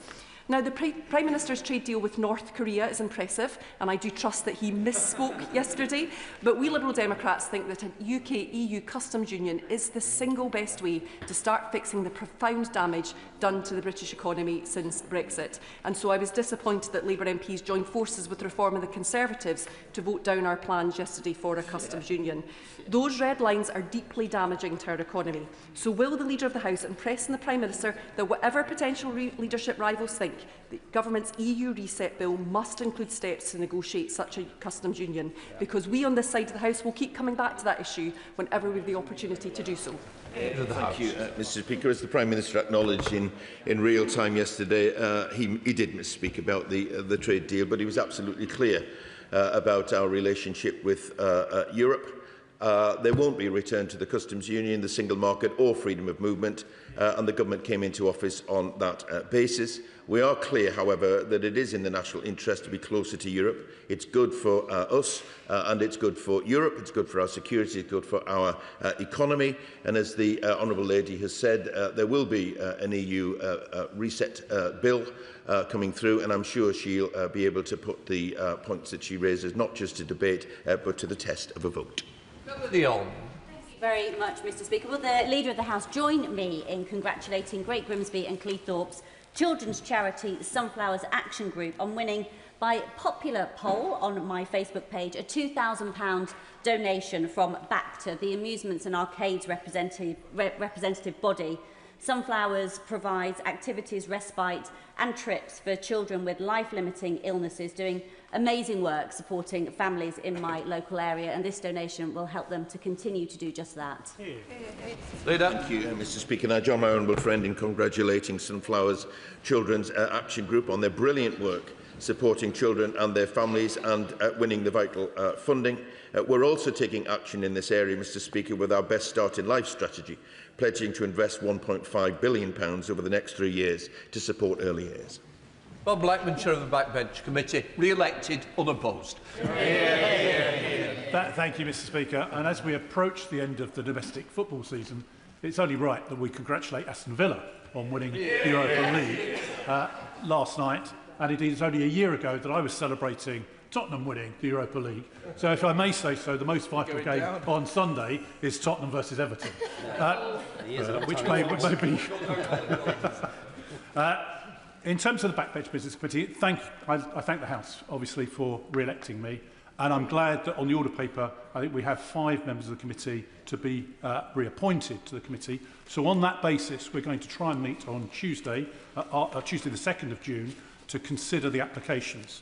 I understand there are 11 new applications already to add to the 42 that we left when prorogation took place. I note that the Chairman of Ways and Means has indeed granted 2 of those debates in Westminster Hall to reduce our burden. I would therefore ask, obviously, the Leader for time as soon as possible in the Chamber for the Backbench Business Committee. And for those colleagues that are on the waiting list, the committee will make a decision on whether we clean out the waiting list or whether we continue with that existing waiting list. And I would ask colleagues not to reapply until such time as the committee has made that decision. Now, Mr Speaker, you'll know that I've been a champion of homeless people throughout my parliamentary career. And I was delighted that the government eventually got through the abolition of the Vagrancy Act during the last session. However, there is a requirement for a statutory instrument to actually introduce that, to abolish the Vagrancy Act for good. Can the leader therefore arrange for the relevant minister to make sure that statutory instrument is brought forward forthwith, so we can actually get away from a position whereby people that are homeless can be prosecuted for the fact they're homeless? This is absolutely unacceptable and needs to be consigned to the history book. Mr. Speaker, I join the rest of the House in congratulating the honourable gentleman on his unopposed re-election as the chair of the Backbenchers Committee, but not just for the next year, Mr. Speaker, but for the rest of this Parliament. And I do sincerely look forward to continuing working with him. I will endeavour to give him and the committee as much forward notice of upcoming backbench days, but I would advise members to listen to his wise words about applications at the moment. And I'll certainly give consideration, as he requests, of time for using government time for some of the debates which are in the queue. The honourable gentleman is a staunch advocate for tackling homelessness and did successfully, I remind the House, lead a private member's bill through, and that's no mean achievement. I agree with him that no one should be criminalised for sleeping rough, and the Vagrancy Act has no place in a just society. We have committed to repealing it in full. On the statutory instrument, I'll draw it to the attention of the relevant minister, and I will get him the update that he seeks. Thank you, Madam Deputy Speaker. According to recent media reports, the honourable member for Clacton has taken a £5 million gift from a billionaire living some halfway across the world. Without this Guardian investigation, we would be none the wiser, however, and there are no controls on gifts for those campaigning before a general election is called. I remain deeply concerned, as do my constituents, that there may be substantial funds making their way into British politics through the back door. Will the Leader of the House ask ministers to consider how the Representation of the People Bill could tackle undeclared cash gifts and donations? Thank you, Madam Deputy Speaker, and I thank my honourable friend for his question. As he says, the Representation of the People Bill will give greater transparency and security around political donations, but I'll draw to the attention of the very able minister taking that bill through his concerns about perhaps the need to go further. The matters he refers to allude to very serious allegations, Madam Deputy Speaker, and I welcome the Parliamentary Commissioner for Standards looking into this matter. Thank you, Madam Deputy Speaker. I recently visited the North Coats Shooting Club in my neighbouring constituency, where hundreds of my constituents gather every week to participate in their chosen sport. There are proposals, they tell me, to merge Section 1 and Section 2 certificates for the licensing of shotguns and rifles. They are very different in the context. So could the leader arrange for the minister to have a look at this and perhaps report back to the House? Madam Deputy Speaker, I certainly will arrange for the minister to look at this and report back to him, indeed to the House. And I have to say, Madam Deputy Speaker, having had some responsibility for the issues previously in government which he raises, my view is that you don't have to be a shooter to value shooting as a sport, and indeed clubs in our local communities. Alan Barron. Thank you, Madam Deputy Speaker. Nobody should go to work never to return home. On Tuesday the 13th of January 2026, Kenny Campbell Smart went to work at Corby Steelworks and never returned home. Now that I've said his name, it'll be written down, recorded in Hansard, and his name will live on forever. Today we're joined in the gallery by Kenny's wife, Sally, and his son, Kian, who are determined that no other family should go through what they've been through. In light of this, would the Leader of the House agree with them that we should do all we can to keep people safe at work and that health and safety isn't red tape, it isn't bureaucracy, it isn't a barrier to growth, it's what keeps people safe at work. And in the name of Kenny, his community, his workplace and his family, we should strengthen these laws so it never happens again. Thank you, Madam Deputy Speaker. First of all, I'm sure the whole House will join me in extending our heartfelt condolences to Sally Kean and all of Kenny's friends and family. My honourable friend is absolutely right that health and safety in the workplace is not an inconvenience. In workplaces, good health and safety practices do save lives, and I will ensure that the relevant minister writes to him to set out what further action the government intends to take. John Lamont. Thank you very much. Nurses are at the heart of our wonderful NHS. I was delighted that 2 nurses from NHS Borders recently gained national recognition by the Royal College of Nursing Scotland. ITU clinical nurse educator Karen Bacon was highly commended in the Learning in Practice Award category, whilst Michelle Brownlee, a healthcare support worker in the intensive therapy unit, was a runner-up in the Nursing Support Worker of the Year award.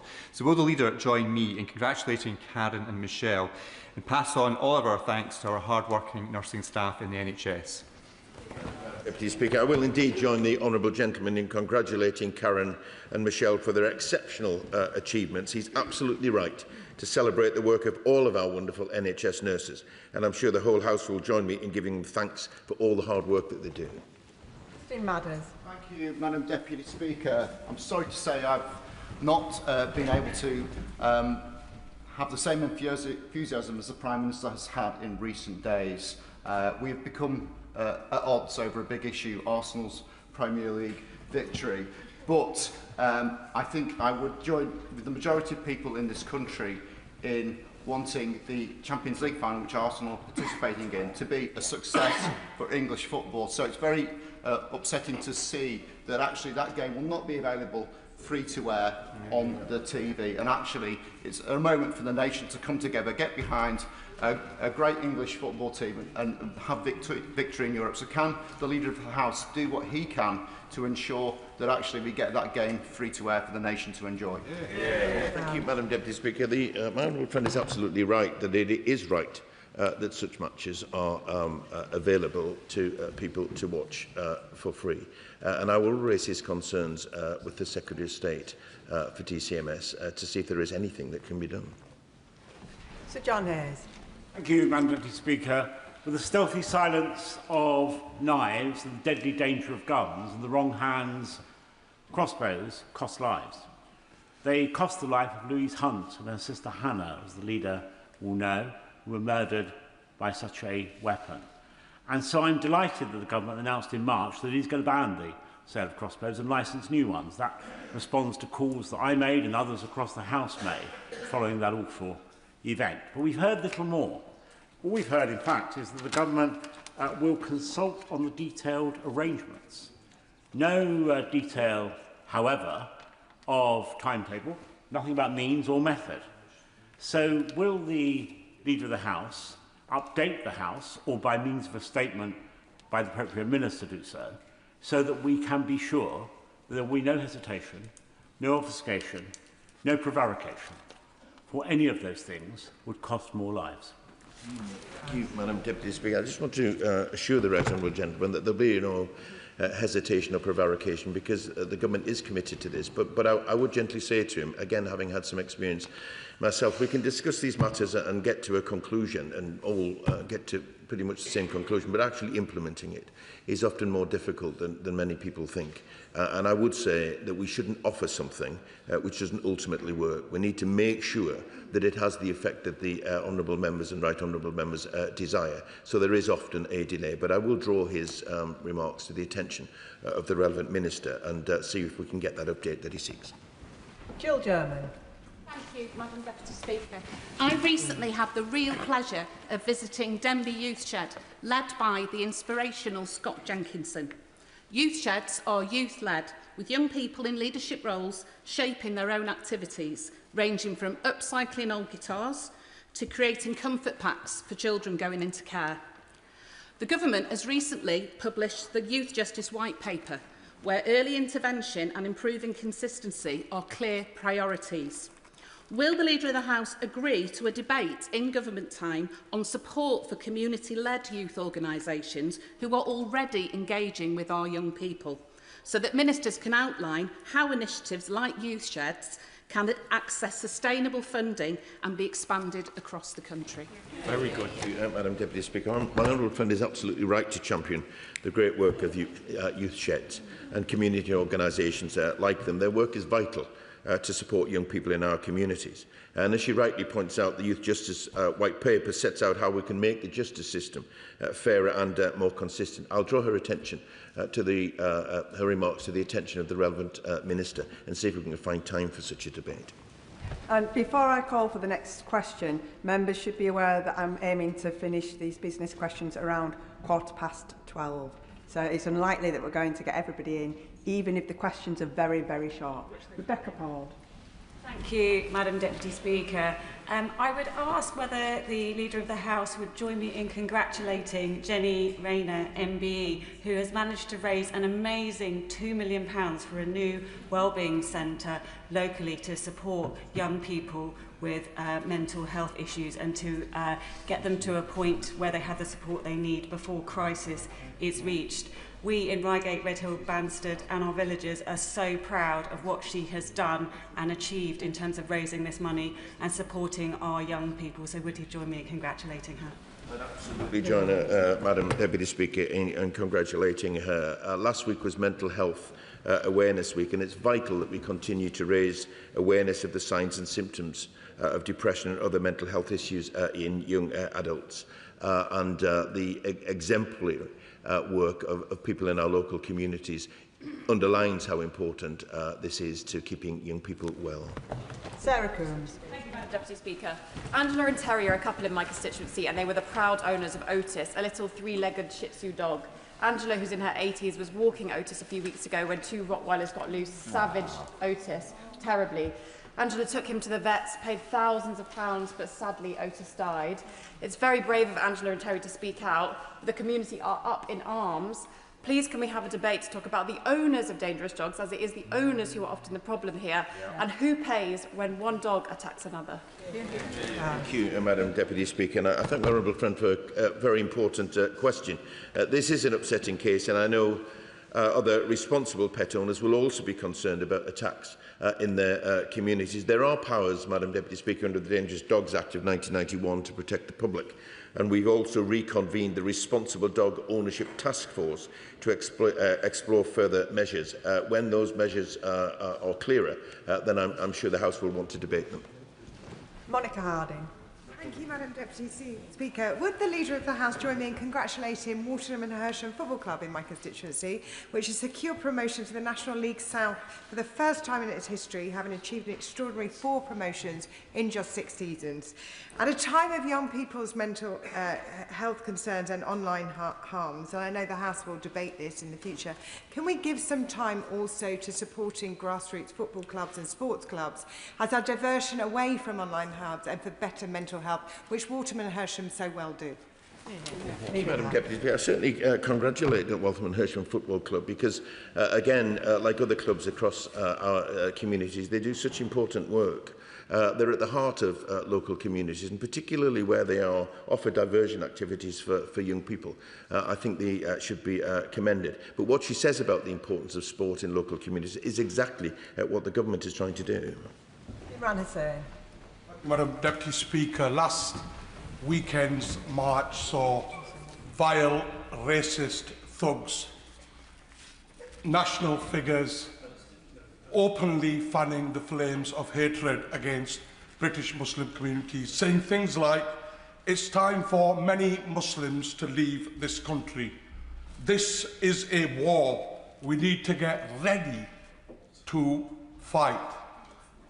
There are much more vulgar and dangerous statements that I'm unable to repeat in this House. This incitement of hatred and violence against British Muslims in the heart of our capital should worry us all.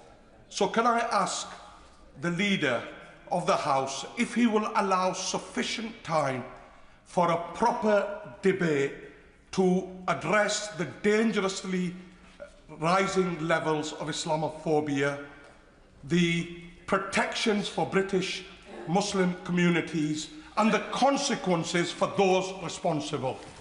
Thank you, Madam Deputy Speaker. I absolutely condemn any disorder and inappropriate language used, whoever it comes from and whoever it is directed against. But the scenes of last weekend we don't want to see repeated.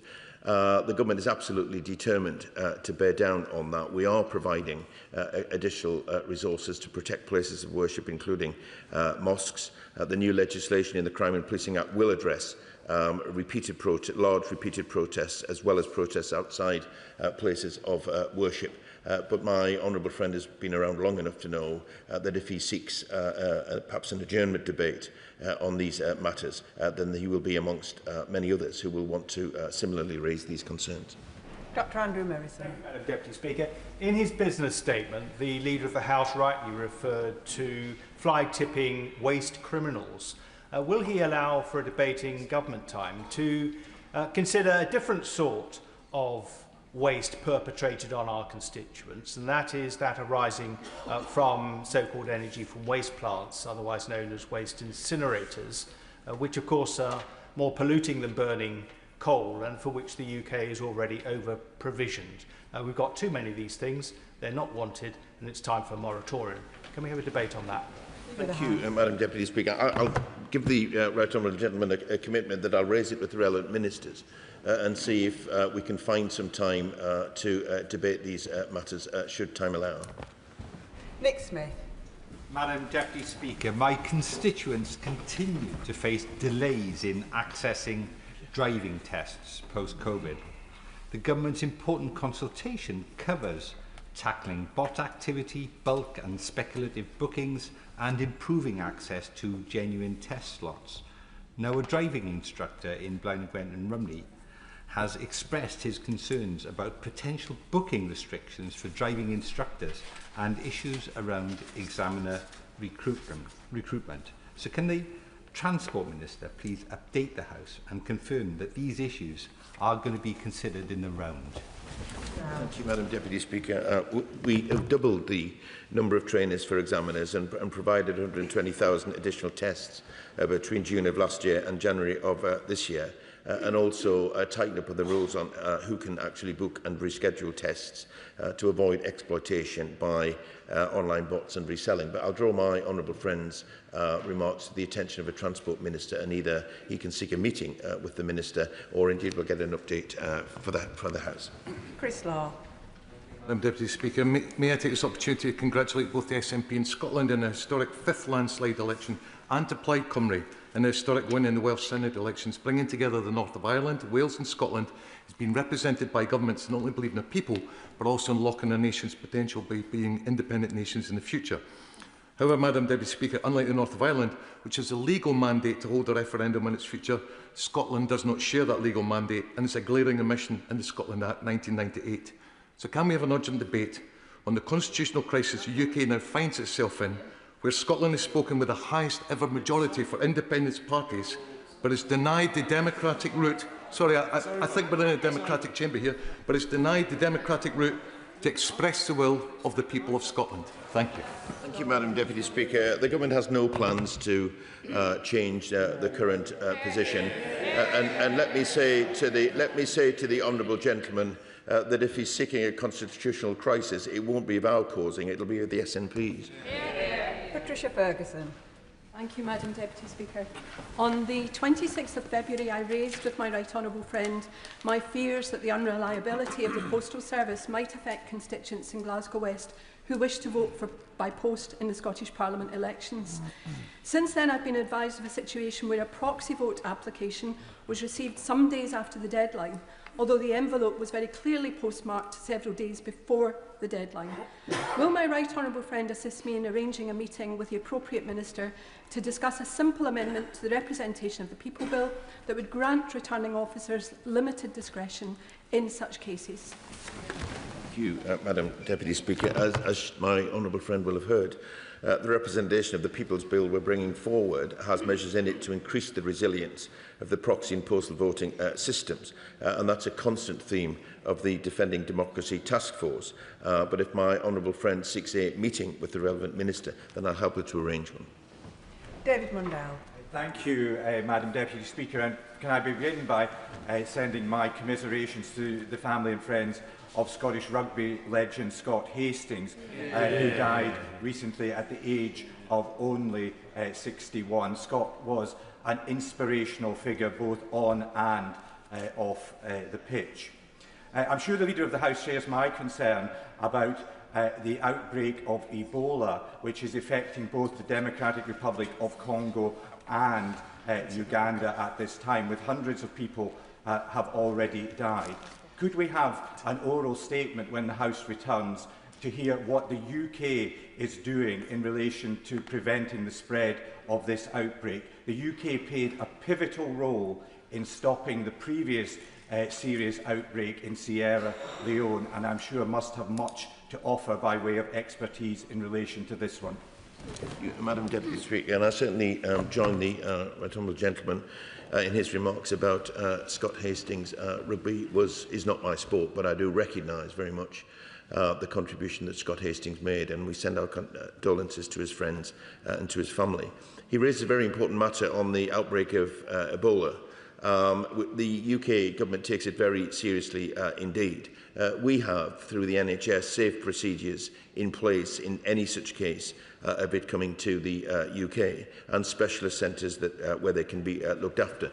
But he raises the point about what are we doing to help other countries. The government is reacting quickly, Madam Deputy Speaker, and the Foreign Secretary has announced a further £20 million to help to contain the Ebola outbreak. Gareth Snell. Rachel Maskell. Thank you, Madam Deputy Speaker. We're not quite alike, but there we are.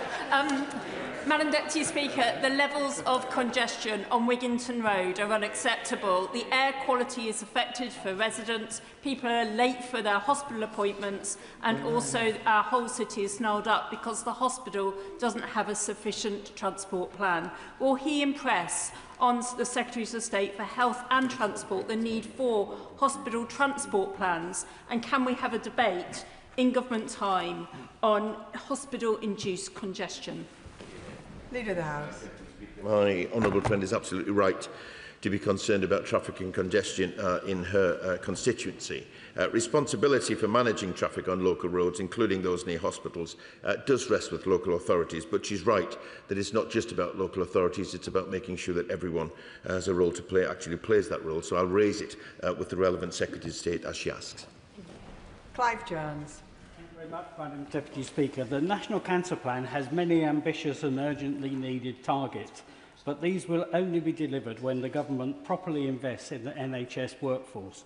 And healthcare professionals and charities want clarity on when the government will commit to this. So can the leader urge his colleagues in the Department of Health and Social Care to update the House on when the workforce plan will be launched?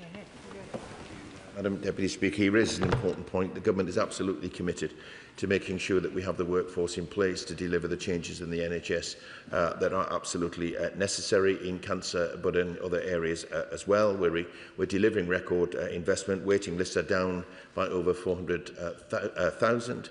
I think that's the lowest drop for some considerable time, but I will raise his specific concerns about when with the Minister and get him a response. Emma Lewell. Madam Deputy Speaker, for years now I've been trying to help a constituent who is subject to repeated identity fraud via their NHS records. Meetings with ministers have been cancelled or refused. Questions and letters to the Home Office, Justice and Health Departments always result in the same response. It's not their responsibility, there's nothing they can do. This is impacting on my constituents' daily life in so many ways. Can my right honourable friend please use his good offices to help? Madam Deputy Speaker, I'm sorry to hear of the experiences my honourable friend's constituents. If she lets me have the details, Madam Deputy Speaker, I will raise it with the relevant departments and see if we can get the answers that she seeks. Sarah Ball. Thank Thank you, Madam Deputy Speaker. I want to raise a case of gift card fraud. My constituent, Nigel Bannister, was recently given for the birthday present a gift card, but by the time he came to redeem it, the money had gone. Now, this is a rising trend where people are going in and taking a photograph and stealing the PIN details and reclaiming it before someone else can. And these are obviously publicly available in the supermarkets.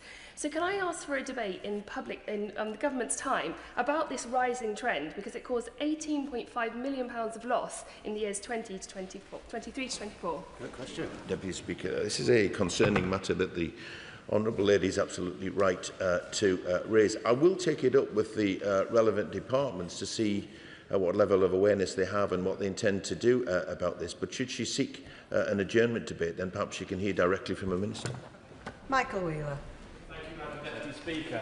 A recently elected Reform councillor in my Worsley and Eccles constituency believes the best way to regenerate Eccles, which he described as a problem area, is to turn it into the UK's Dubai.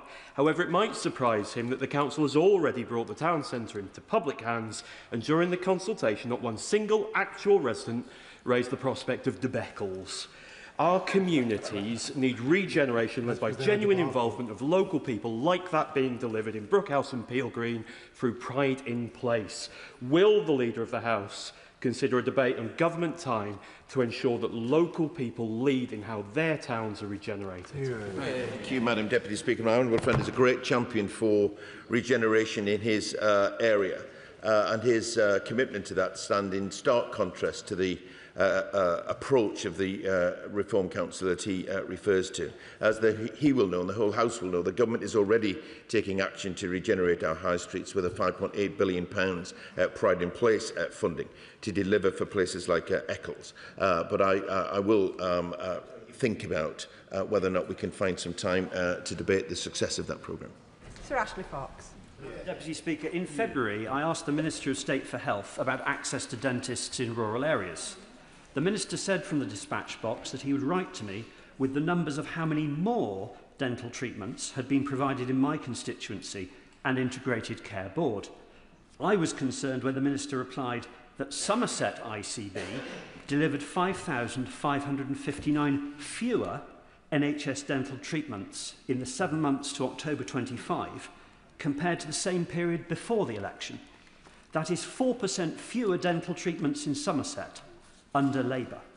So can we have a statement from the Minister to explain why dental services in Somerset are getting worse under this government? Thank you, Madam Deputy Speaker. I'm not sure the honourable gentleman should necessarily draw that conclusion, because he will be aware that the government is committed to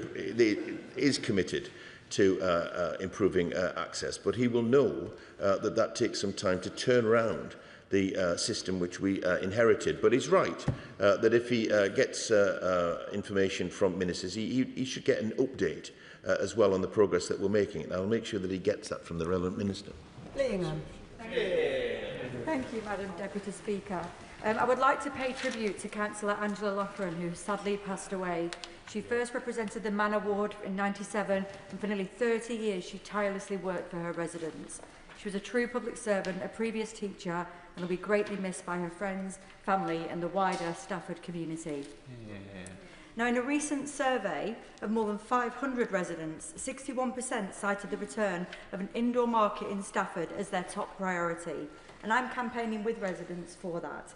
A lively all-day destination that draws in people from across the town and beyond and will create local jobs. Would the Leader grant a debate on the contribution of indoor markets to local economies in towns like Stafford? Madam Deputy Speaker, I certainly join her in paying tribute to Councillor Angela Loughran. Local figures like her truly embody the spirit of the community that they serve. I also recognise the importance of the issue that she raises for the people of Stafford, and I'd encourage my honourable friend to apply for a Westminster Hall debate on the impact indoor markets can have on local economies, because I'm sure there will be others who will share her enthusiasm and support for them. Robert Jenrick. A student on a night out is stabbed multiple times with a 21-centimetre long knife. He's lying in a pool of his own blood, literally drowning in his blood. The police come to the scene. Instead of doing everything that they can to save his life, they handcuff and arrest the lad because there's an accusation of racial abuse. This is a scandal. Will the Home Secretary come to the House and say what she's doing to investigate the way the police conducted this matter? And can we have a debate on two-tier policing, which is doing so much to undermine respect for the police and for the rule of law in this country? Madam Deputy Speaker, the Right Honourable Gentleman raises an important and distressing matter. I assume that it is still an ongoing police investigation, and there are also ways in which the actions of the police, if they are as he describes it, can be investigated too. And I'm not going to comment on that, and I'm not going to interfere in that. But the Home Secretary takes absolutely seriously not just the issue of night crime, but also the protection of citizens, whoever they happen to be. Sullivan. Madam Deputy Speaker, last weekend, West Lothian Dance World, founded and led by Hazel Saunders-Dunn, celebrated its 40th birthday with shows at the prestigious Usher Hall in Edinburgh. Dance World has given thousands of young people the chance to showcase their talent, refine their dance skills, build confidence and forge lifelong friendships over the years. Will the Leader of the House join me in congratulating West Lothian Dance World and wish all students and teachers every success for the next 40 years? Madam Deputy Speaker, absolutely join my honourable friend in congratulating West Lothian Dance World for their remarkable 40th year anniversary. And as she points out, dance is a brilliant way to support young people and ensure that they build their confidence. So I praise not just the students but also their teachers for their commitment, and I wish them every success in the future. Peter Fortune. Thank you, Madam Deputy Speaker. And whilst there's been some talk of the shenanigans of some minor football teams, it would be remiss of me not to mention the mighty Bromley FC, the only English Football League club blessed with a Conservative MP, who have been crowned champions of League Two, probably as a direct result. Madam Deputy Speaker, I recently met with Lorraine and Sapvia at one of my surgeries, who are both Vodafone franchise holders and employ a lot of people in the local area. They signed a contract in good faith relating to fluctuation of commission rates, so that when Vodafone cut that commission rate by 50%, they were left out of pocket, and they felt that they were treated in bad faith. Could we have a debate looking at franchising regulations? Speaker, I suggest that the honourable gentleman seeks an adjournment debate, because if that is happening in his constituency, it might be happening elsewhere, and I'm sure there will be other colleagues who would want to hear from, directly from a minister on what the government intends to do. Serena Brackenridge. Speaker, will the Leader of the House join me in recognising the remarkable work of the Susan Vickers Foundation, changing lives for care experienced families by a care experienced team, and now including free rail travel and cinema access thanks to partnership with L&R, West Midlands Railway and Cineworld? And will he also commend Rethink Mental Illness and all community groups involved at the hub at Wolverhampton Station as they mark their first year helping thousands across our city? Again, I'll certainly join my honourable friend in recognising the work of the Susan Vickers Foundation, Rethink Illness and the hub at Wolverhampton Station and everyone else involved. Last week was Mental Health Awareness Week, and this year's theme was action. And charities and community organisations play a huge role in supporting those struggling with mental illness, and I thank everyone involved for their commitment and their service. Dr Ellie Chowns. Thank you, Madam Deputy Speaker. Earlier this month, I was delighted to at last receive a response from the Department for Work and Pensions to a letter I'd written them on the 25th of November last year, raising a constituent's case. More than a 5-month delay when the original acknowledgement had said that they aimed to get back to you within 15 days. These delays are unacceptable, and this is by no means an isolated case, had multi-month delays on several other cases. So, can we have an update, please, from the Leader of the House on what the government is doing to improve departmental complaint processing times so that constituents and MPs can get a response within a reasonable time frame? Madam Deputy Speaker, the Honourable Lady will know that I'm very keen that departments do respond in time and give full responses to MPs, because that is part of the job that they have. Of course, some departments will find it more difficult to respond, because not just because of sometimes the complexity of issues, but also the number of letters and PQs and things that they get on these matters. But I'll draw her remarks to the attention, not just of that department, but indeed to other departments as well, because we do constantly remind them of the need to maintain a standard. Lillian Jones. Thank you, Madam Deputy Speaker. According to a CBI report published in 2025, the contribution of the wood panel industry to the UK economy was at £1.1 billion GVA. Now, given that significant contribution, will my right honourable friend make time for debate on how the government's industrial strategy will support the UK timber and wood sector, including measures to strengthen domestic supply chains, increase the use of sustainable British timber in construction and support rural jobs and net zero ambitions? Deputy Speaker, my honourable friend is absolutely right to raise these matters on behalf of her constituents, but other rural areas as well. I will raise these with the relevant minister and get an update from them on what the government intends by way of progress on this matter. Alison Bennett. Thank you, Madam Deputy Speaker. Yesterday, the Climate Change Committee laid out in stark terms the risks that we face as a country if we do not tackle the impact of climate change. One of those was drought. This is especially pertinent in mid-Sussex and across the South East, which is extremely water scarce. And South East Water are already warning of their ability to meet the demands of a growing population. Will the Leader of the House make time for debate on how the government intends to reconcile its housing targets with the region's finite water resources? Madam Deputy Speaker, as the Honourable Lady will know, that the government intends to bring forward a water bill in this session, so she will be able to raise her concerns directly as that legislation is making progress. Sir Jan Joseph.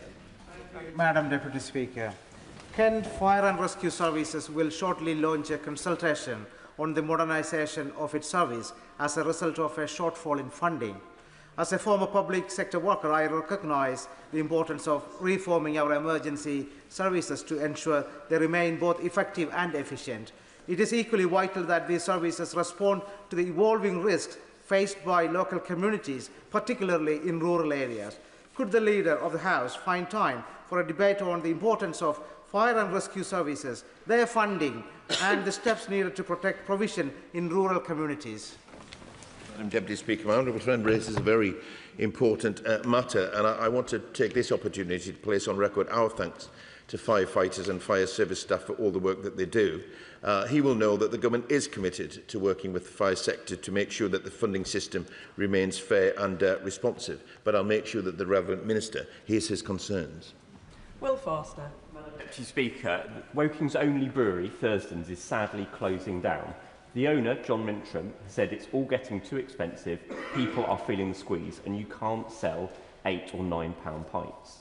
Please will the government apologise to the owners and customers of Thurston's of what they've done to the hospitality sector and agree to hold a debate to ensure that they can properly support the brewing and pub sector in the future?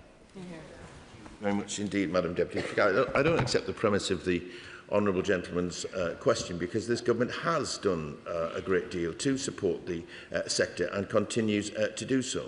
But the hospitality sector knows, and he will know, that the best way in order to help the hospitality sector is to get the economy growing, to make sure that they've got money, people have got money in their pockets in order to go out and spend it in the hospitality sector.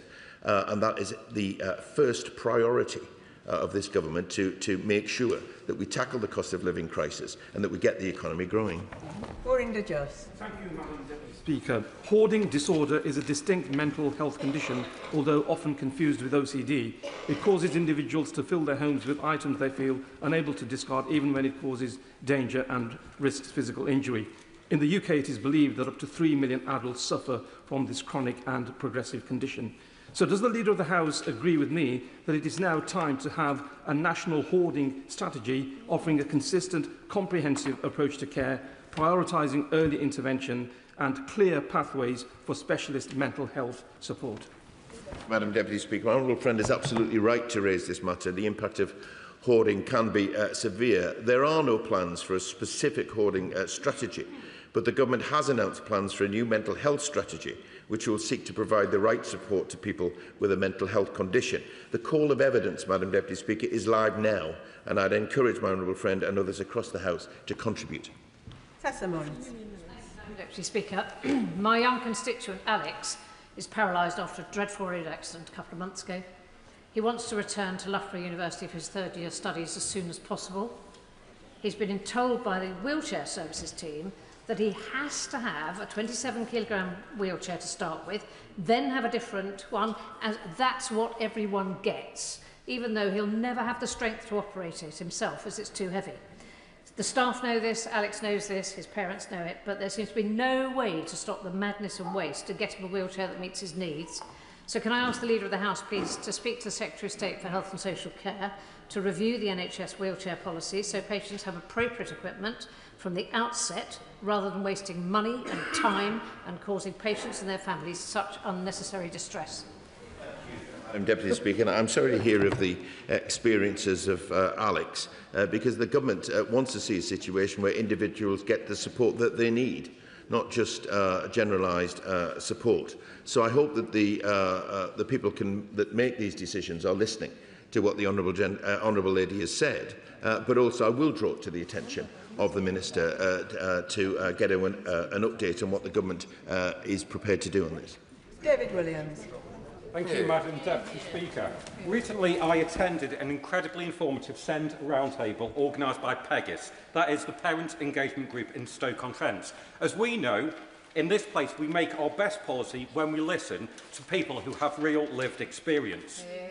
Therefore, would the Leader of the House please join me in recognising the incredible work of Michelle and the PEGIS team, who have worked tirelessly for many, many years to ensure the voices of families are heard. Thank you, Madam Deputy Speaker. And I certainly join my honourable friend in recognising the incredible work of Michelle and the Parent Engagement Group in Stoke for their work making sure that the voices of families are heard. This government is absolutely committed to making sure the SEND system works for every child, and our Education for All bill announced in the King's Speech will make sure that every child is able to thrive. Thank you, Madam Deputy Speaker. Honourable members will remember the harrowing images of 3-year-old Aylan Kurdi, who was found lying dead on a beach in Turkey after drowning when the boat that he and his family were on sunk. A Reform candidate at the 7th of May elections described that situation as blaming it on his parents' greed. He was very close to winning, but today East Sussex Conservatives have done a deal that have allowed Reform to take control of East Sussex County Council, despite Eastbourne voting against that. Will the Leader grant an urgent debate on how towns like Eastbourne can be governed by those that it actually votes for? Thank you, Madam Deputy Speaker, and I'm appalled to hear of the comments of the Reform candidate. And as for the coming together with the local Conservative group in order to run the council, I just advise both of them, be careful who you get into bed with. Melanie Ward. Thank you, Madam Deputy Speaker. And there's been some talk about football, but what I think we should actually all be celebrating is the glorious victory of Wraith Rovers in the Challenge Cup. Madam Deputy Speaker, results from a survey of Burnt Island residents that I've conducted suggest that 87% of people experience difficulties using Burnt Island Station due to the lack of step-free access. For railway users across my constituency, including in Cowdenbeath and Kinghorn, who face similar barriers, this is unacceptable and makes life harder for those with mobility issues, luggage, buggies and bikes. Does the Leader of the House agree with me that Network Rail should prioritise accessibility upgrades at these stations, and will he make time for a debate on railway accessibility? Thank you, Madam Deputy Speaker. The Government is absolutely committed to improving the accessibility of the railway, including through the Access for All programme. And I'm sure Network Rail will have heard my honourable friend's comments. The Railways Bill also includes legal requirements to ensure that the interests of passengers, including those with accessibility needs, will be at the heart of decision-making on the railways. And I'm sure my honourable friend will want to make her voice heard during the passage of that bill. Madam Deputy Speaker, during a recent visit to DHL in my constituency of Runcorn and Helsby, I heard yet again about the growing financial burden of the Merseyflow bridge tolls on those travelling to work. DHL wants to expand its operation in Runcorn and double its workforce, but is struggling to attract people because the bridge tolls have become a costly barrier to employment and economic growth. Will the Leader of the House agree to a debate on the economic impact of the bridge tolls in communities like Runcorn and Helsby? Deputy Speaker. The government is absolutely clear that we want to see the economy grow and companies grow, and nothing should get in the way of that. But I will draw her remarks to the attention of the Transport Minister. But she might also want to seek an adjournment debate where she can hear directly from the Minister. And with the final question, Lawrence Turner. Thank you very much, Madam Deputy Speaker. In Birmingham Northfields and across the country, many reports of inappropriate HMOs prove to actually be poor quality supported exempt accommodation.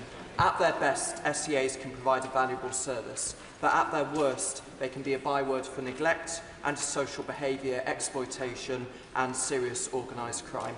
So please, can parliamentary time be found so that we can discuss the need to bring forward that proper regulation and end the unacceptable blight on many of our constituents' lives? Thank you, Madam Deputy Speaker. And I thank the honourable friend for raising the issue of HMOs, matter which has been raised with me on a number of occasions. Local authorities do have the planning powers to limit the proliferation of HMOs, but we do keep regulations under review. I'll give consideration to his request for time for a debate, but I'll also make sure that the relevant minister hears his comments today and gives him an update urgently. And that concludes business questions. I have got a list of members who were unsuccessful in catching my eye today, but can I just ask members to reflect on the length of the questions that they're asking? It's really difficult to get everybody in with such long questions. We now move on to the statement, and before we come to the statement, I'll just let the Chancellor get in her place.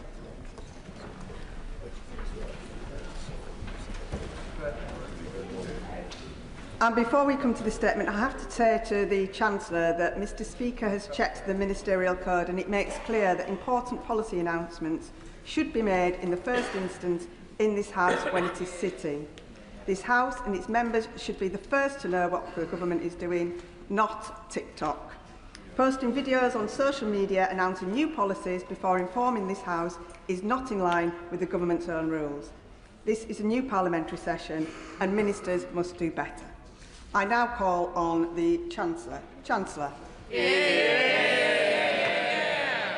Thank you very much, Madam Deputy Speaker. And with permission, I will make a statement on the government's economic response to the war in Iran and the action that we are taking to support families and businesses with rising costs.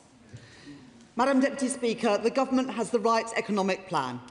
I said I would grow the economy, and last week the Office for National Statistics confirmed that Britain's economy was the fastest growing in the G7 for the first quarter of this year.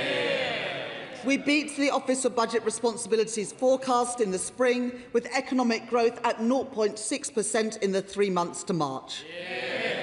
And because of the resilience of our economy, this week the International Monetary Fund upgraded Britain's forecast for this year. I said I would cut borrowing. Borrowing last year was £20 billion lower than the previous year, and the latest forecasts show it falling in every year of this Parliament. The IMF has backed our economic plan, saying that the government's fiscal framework strikes, and I quote, a good balance between deficit reduction and growth-friendly spending. I said I would cut the cost of living. Since the election, interest rates have been cut 6 times. Real wages have continued to rise in every single month since I became Chancellor. And yesterday, the ONS confirmed that inflation fell in April faster than expected, making the UK the only G7 economy where inflation fell last month. Madam Deputy Speaker, we have the right economic plan, but the conflict in the Middle East poses a significant challenge to the world's economy, including our own. I have not shied away from my criticism of the war. I believe it to have been a mistake. Nor have I ignored the costs that it will bring to bear on the British people. I have been clear-eyed about my duty to do what I can to support families and businesses, to be responsive to a changing world and responsible in the national interest. Next week, Ofgem will confirm the level of the energy price cap that will apply from July. I know that any increase will be felt by families. Because of the decision that I made at the budget last year to cut £150 from energy bills, we have lessened the impact of rising prices, and current external forecasts suggest that the cap from July will be at a similar level to the cap in April last year. We stand ready to act if market conditions worsen significantly later this year, and I have been leading cross-government contingency work on design of potential future targeted and temporary support. For businesses, any support will also need to be carefully targeted at firms most exposed to the crisis. But while many firms have been insulated from recent price rises through fixed-price contracts, there are sectors that face particular structural issues related to energy costs. That is why we have already increased support for our most energy-intensive industries through the British Industry Competitiveness Scheme, and we've brought that forward. And it is why we have also built resilience in our critical infrastructure and industrial strategy sectors, where supply chains are critical for growth and security.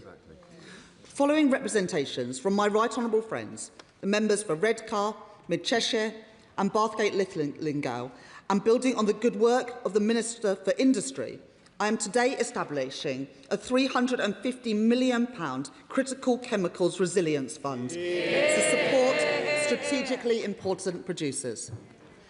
And having listened to my right honourable honourable friends, including the members for Stoke-on-Trent Central, North and South, and my honourable friend, the member for Amber Valley, and workers represented by the GMB Union, I am today announcing a new £120 million fund to help our historic ceramics sector,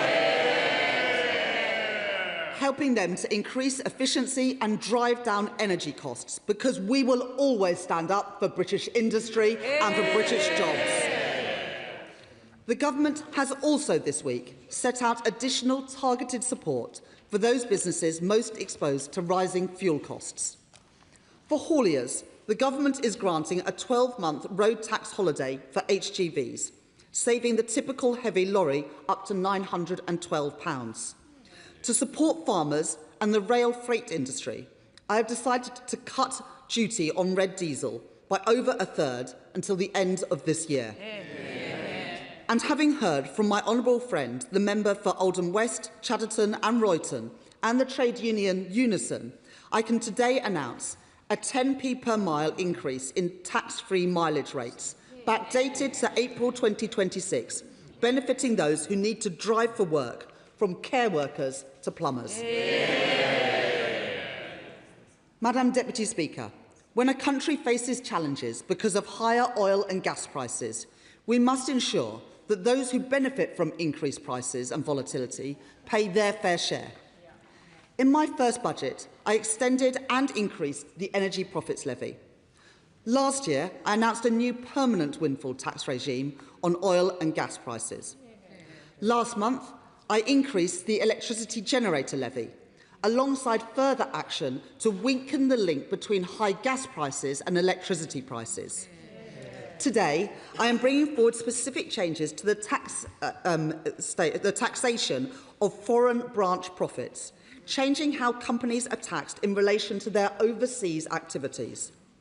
Currently, some oil and gas groups that operate overseas through foreign branches have structured their tax affairs in a way which ensures they pay little or no corporation tax on their UK energy trading profits. Today, we are putting an end to that practice. We expect these reforms to raise hundreds of millions of pounds a year and fund the package of measures set out today, with costings certified by the OBR forecast in the usual way. Madam Deputy Speaker, I know the pressure that family finances are under. That is why I have already taken action to provide help. I increased the national living wage and the national minimum wage to their highest rates ever. I have frozen prescription charges for 2 years in a row, and I've frozen rail fares for the first time in 30 years. I've taken £150 off energy bills, which contributed towards the fall in inflation last month. But I want to go further, and today I am taking further action to ease the burden on family finances. First, on fuel duty. I have already extended the 5p cut twice since the election, and I can confirm today that there will be no rise in fuel duty this year, recognising the pressure that the war has put on fuel prices. Second, I know that the cost of the weekly shop is often one of the biggest worries for families. So last month, I met with supermarkets to urge them to do all they can to keep prices low. And today, I am taking action by suspending tariffs on over 100 different foods sold in supermarkets. And I am clear that I expect supermarkets to pass these savings on in full to their customers. And third, I will not tolerate any company exploiting the current situation to make excess profits at consumers' expense.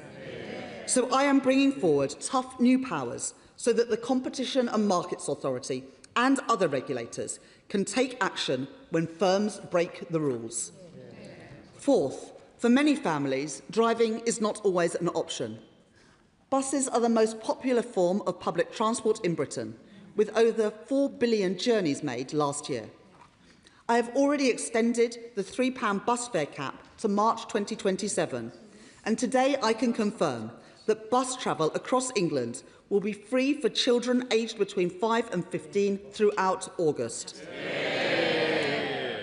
Finally, Madam Deputy Speaker, I recognise that what matters for families is not just getting by, but being able to enjoy time together without worrying about the next bill. That is why I am launching the Great British Summer Savings Scheme to help families and support our hospitality sector. So I can today announce a temporary cut in the rate of VAT on summer attractions from 20% to 5% over the summer holidays.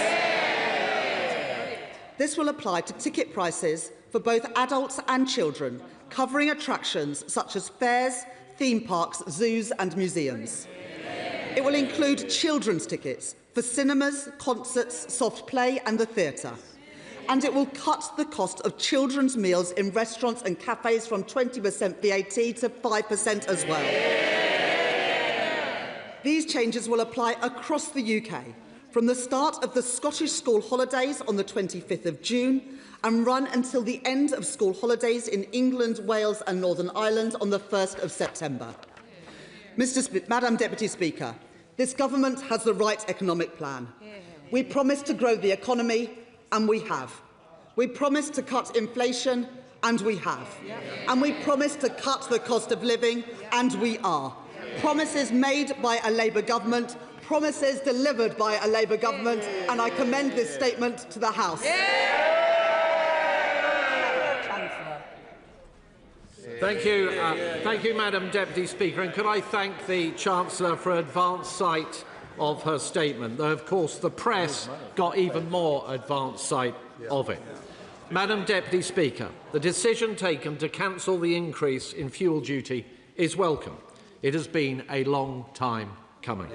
The Conservative Party has been campaigning against the fuel duty rise for months, but the Chancellor has defended that policy repeatedly. That left motorists and businesses worried about even higher fuel prices in September. It was always obvious that the fuel duty increase would need to be cancelled, obvious to everyone except the Chancellor. So can I ask, why did the Chancellor fight us on fuel duty for so long? Why has she been so hell-bent on raising fuel duty during an energy crisis? Well, inevitably, Madam Deputy Speaker, the U-turn has finally come. But, Madam Deputy Speaker, it is astonishing to hear the Chancellor claiming that the government can afford to help households because the forecasts have improved. Is the Chancellor seriously suggesting that the economic outlook is now better than at the time of the last fiscal forecasts, when we have had the Iran conflict, to which our economy is highly exposed thanks to this government's ruinous choices? The Chancellor has just pointed to the IMF forecast being upgraded this week. But let's be very clear about what is going on here. The IMF adjusted their growth forecasts for this year up slightly to 1%. But until April, they were forecasting 1.3%. So where exactly is the supposed growth dividend? Will she directly address that point? This is exactly the same game that the government played last year when they U-turned on cuts to the winter fuel payment. They claimed then they were U-turning because the economy was improving, when of course it was due to political pressure. Nobody brought it then, and nobody is buying it now. Once again, we have a weak government caving into the inevitable after spending months defending a truly terrible decision. Madam Deputy Speaker, the Chancellor claims the measures announced today will be funded by a number of different tax measures. But most of the measures she mentions are already in place and baked into the OBR's forecasts. So given the Chancellor has not announced any measures to control government spending, can she confirm that in fact the measures she is announcing today will be funded at least in part by yet more government borrowing? And can she confirm whether fuel duty rates will still be rising to the same level as previously planned after December, or whether today's announcement will mean a permanent reduction in fuel duty? Madam Deputy Speaker, whilst we on this side of the House welcome some of the measures the Chancellor has taken today, like the increase in mileage allowances, this is all very minor compared to the inflation this government have fuelled since coming into office, and the tax rises that the Chancellor has imposed. Today's announcements will bring little comfort to the hundreds of thousands of people who have lost their jobs, to the countless businesses that have folded, and to those high streets which are now hollowed out. The reality is that we are in a terrible position to deal with the consequences of this latest energy crisis, thanks to the actions that this government has taken. The Chancellor claimed growth is up. It is actually down.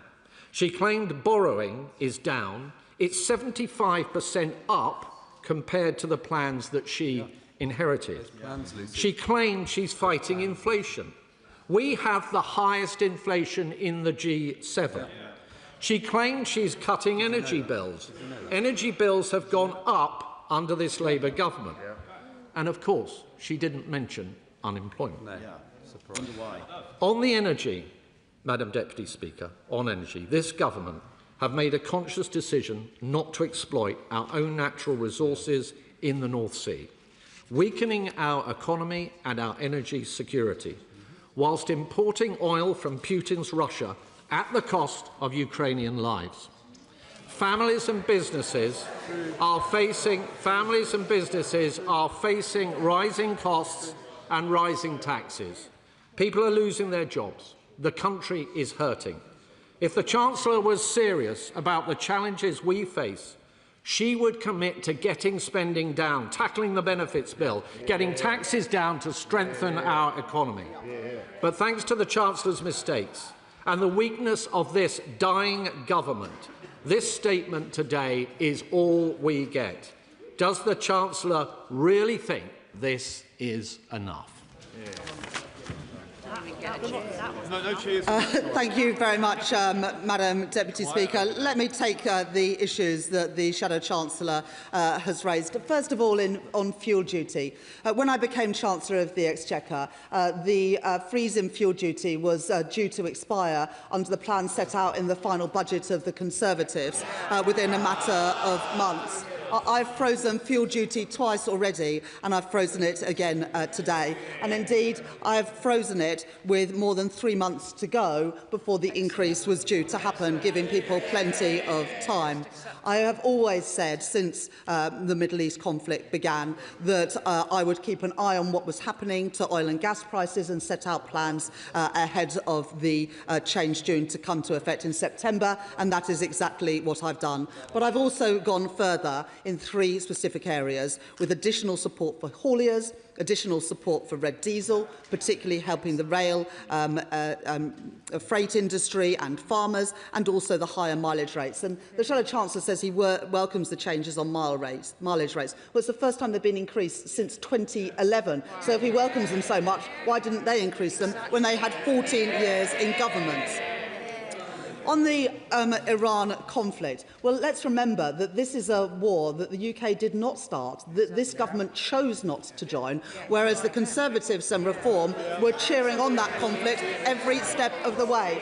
And the impacts on the UK economy and the global economy would be much more severe if we'd have heeded the warnings of heeded the pleas of Reform and Conservatives to join that conflict. The Shadow Chancellor talks about inflation and growth. Well, inflation, yesterday, the numbers showed that inflation had fallen. We're the only country in the G7 where inflation fell last month. The IMF have revised up our growth forecast, and we had the fastest growth of the G7 in the first quarter of this year. And the Shadow Chancellor says, is this going to be paid for with new borrowing? No, it's not. If the Shadow Chancellor had been listening, he would have heard the changes we're making around the foreign branch exemption. That will raise hundreds of millions of pounds a year, which is why we are able to afford the package that we have announced today. The Shadow Chancellor mentions high streets. Well, because of the Pride in Place money that I announced at the budget, because of the banking hubs, and indeed because of the changes we made to business rates, which have actually seen business rates for retail and hospitality come down, and come down significantly compared to the plans we inherited from the Conservative government, we can reinvigorate our high streets. The Shadow Chancellor mentions borrowing. Well, borrowing has fallen below 5% for the first time since 2019 because of the actions that I have taken as Chancellor, and borrowing is expected to fall in every year of this Parliament. Very different from what happened under the Conservatives. Employment and activity remain in the top half of the OECD and of the G7. And the biggest benefits boom came under the last Conservative government when the Shadow Chancellor was the Work and Pensions Secretary. And on oil and gas will play an important role in our economy for many years to come. But we also need to invest in renewable energy, which is why we announced yesterday restrictions in the number of judicial reviews that are holding up investment in clean energy. It is a shame that the Conservatives voted against our Planning and Infrastructure Act. It's a shame that the Liberal Democrats abstained on it. But we are determined to get Britain building, including the energy infrastructure we need to get bills down. And just a couple of weeks ago, I announced changes around tiebacks to make it easier for oil and gas companies to exploit their reserves of oil and gas in the North Sea. And Jackdaw and Rosebank would have gone ahead if it hadn't been for the last government messing up the way it legislated. And we are going to be announcing shortly the decisions. The Secretary of State for Energy and Net Zero will make those decisions. But I am very clear. Oil and gas will play an important role in the UK for many years to come, adding to our energy security alongside investment in nuclear, in small modular reactors, in floating offshore wind, in onshore wind and solar, opposed by the party opposite. Chair of the Select Committee, Dame Meg Hillier. Thank you, Madam Deputy Speaker. Madam Deputy Speaker, it never fails to amaze me that the Shadow Chancellor tries to lecture this government on inflation when many of us were here in September 22 when his party crashed the economy. I welcome my right honourable friend's interventions, and I'm particularly interested in the cut in VAT in the leisure sector. And I hope that she will be commissioning a full study from the Exchequer Secretary about the impact on this, because it could be a great way to fuel and promote and keep going our stretched leisure and hospitality sector. So will she commit to that? I absolutely agree with my right honourable friend that we'll take no lessons from the party opposite on inflation when it reached more than 11% when they were last in office.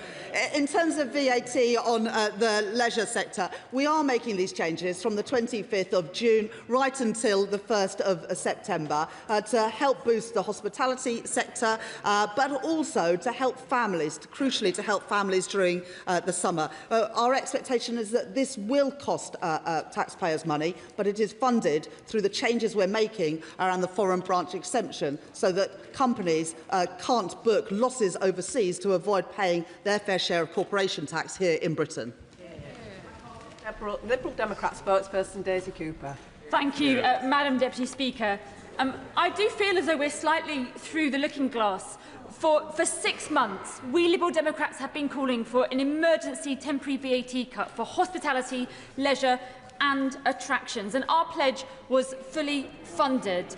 For weeks, we have been calling for an emergency transport package, fully funded using the additional revenue from higher VAT rates and the EPL levy as well. But for all this time, Madam Deputy Speaker, we have been told repeatedly that it was impossible to do these things, that there was no additional money. And somehow the prospect of a by-election in Makerfield and the Prime Minister's political life on the line means that the money has now been found. But let me ask the Chancellor two questions. First of all, on food. I genuinely welcome the government's focus on the cost of food, because this is an issue of huge concern to many of our constituents in all political parties here. But can I please ask the Chancellor whether there is any risk at all that short-term gain may result in any long-term pain?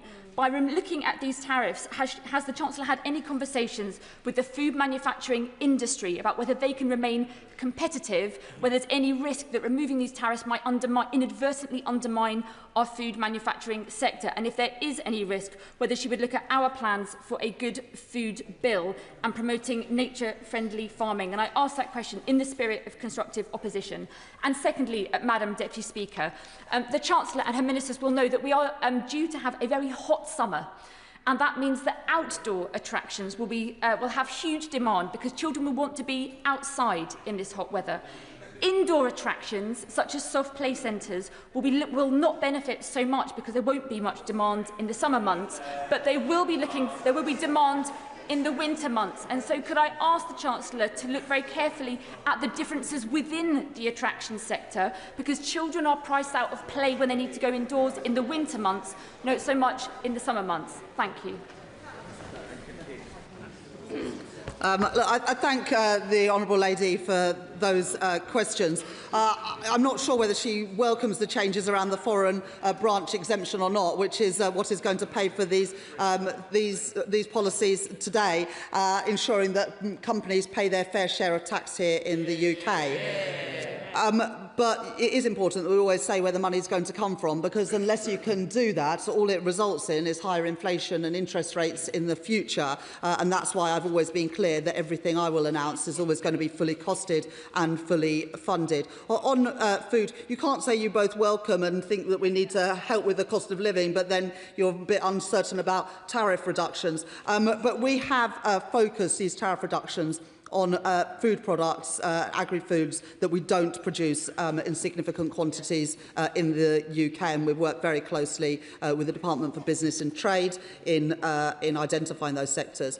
On the issue of summer activities, indoor and outdoor, well, I've had enough family holidays in the UK to know that there are plenty of days when it's raining, and I'm sure that the leader of the Liberal Democrats will be visiting a soft play centre soon. Gareth Snell.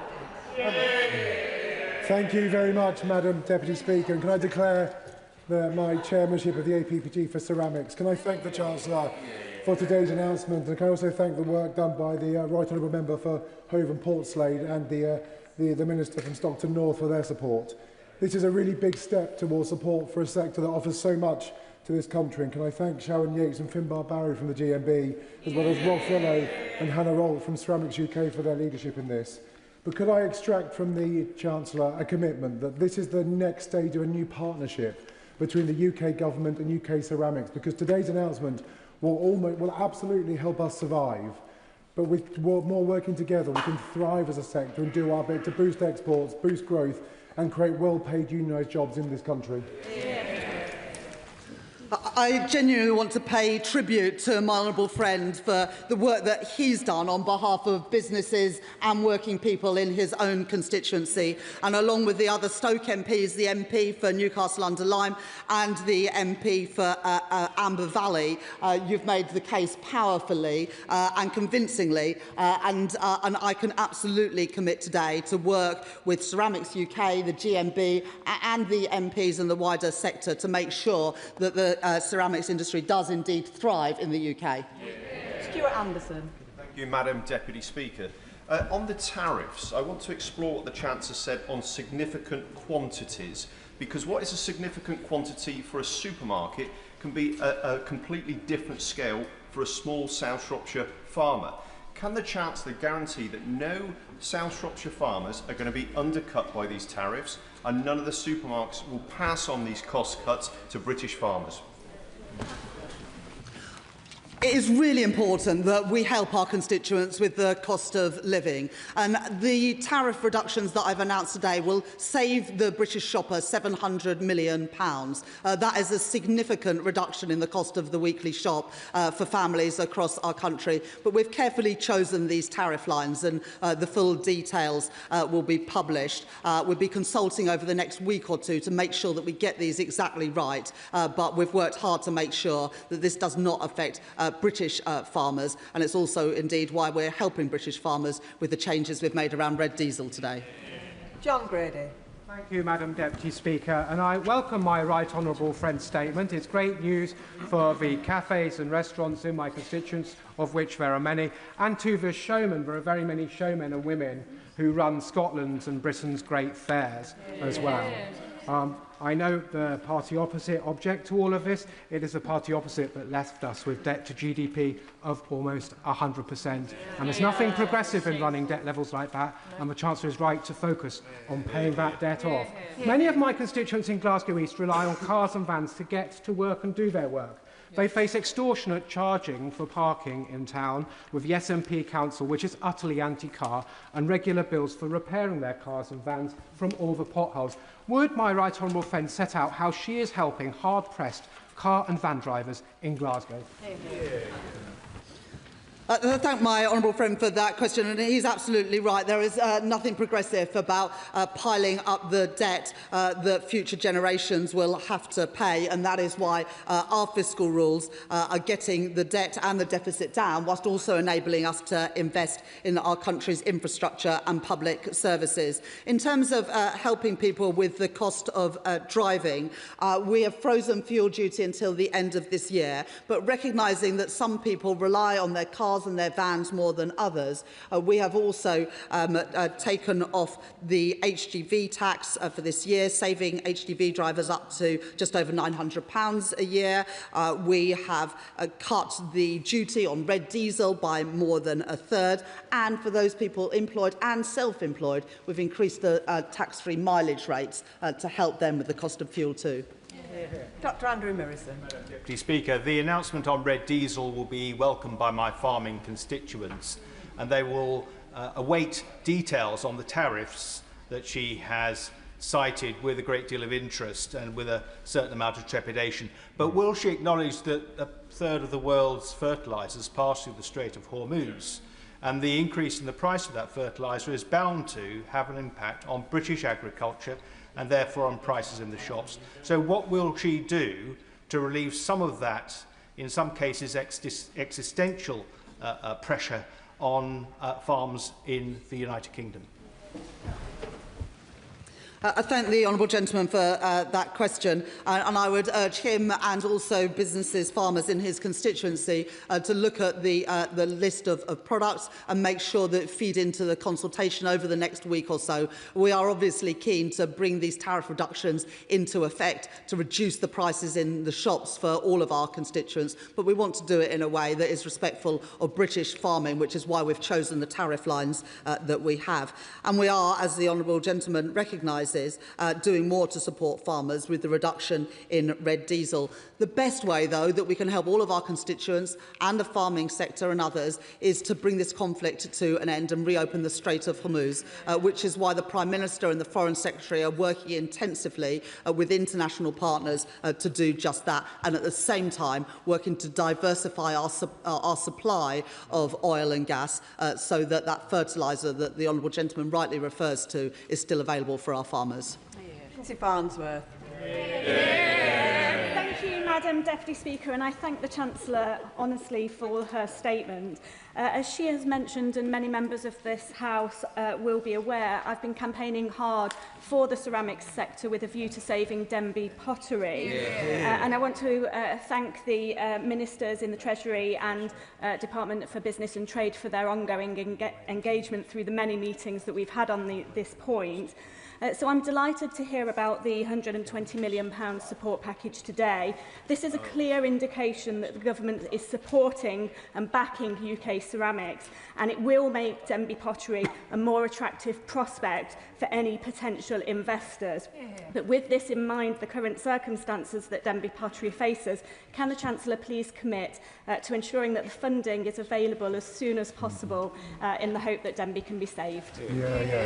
I thank my honourable friend for that question, but most of all for all the work that she does on behalf of all of her constituents, but particularly those at the moment impacted by what is happening at Denby.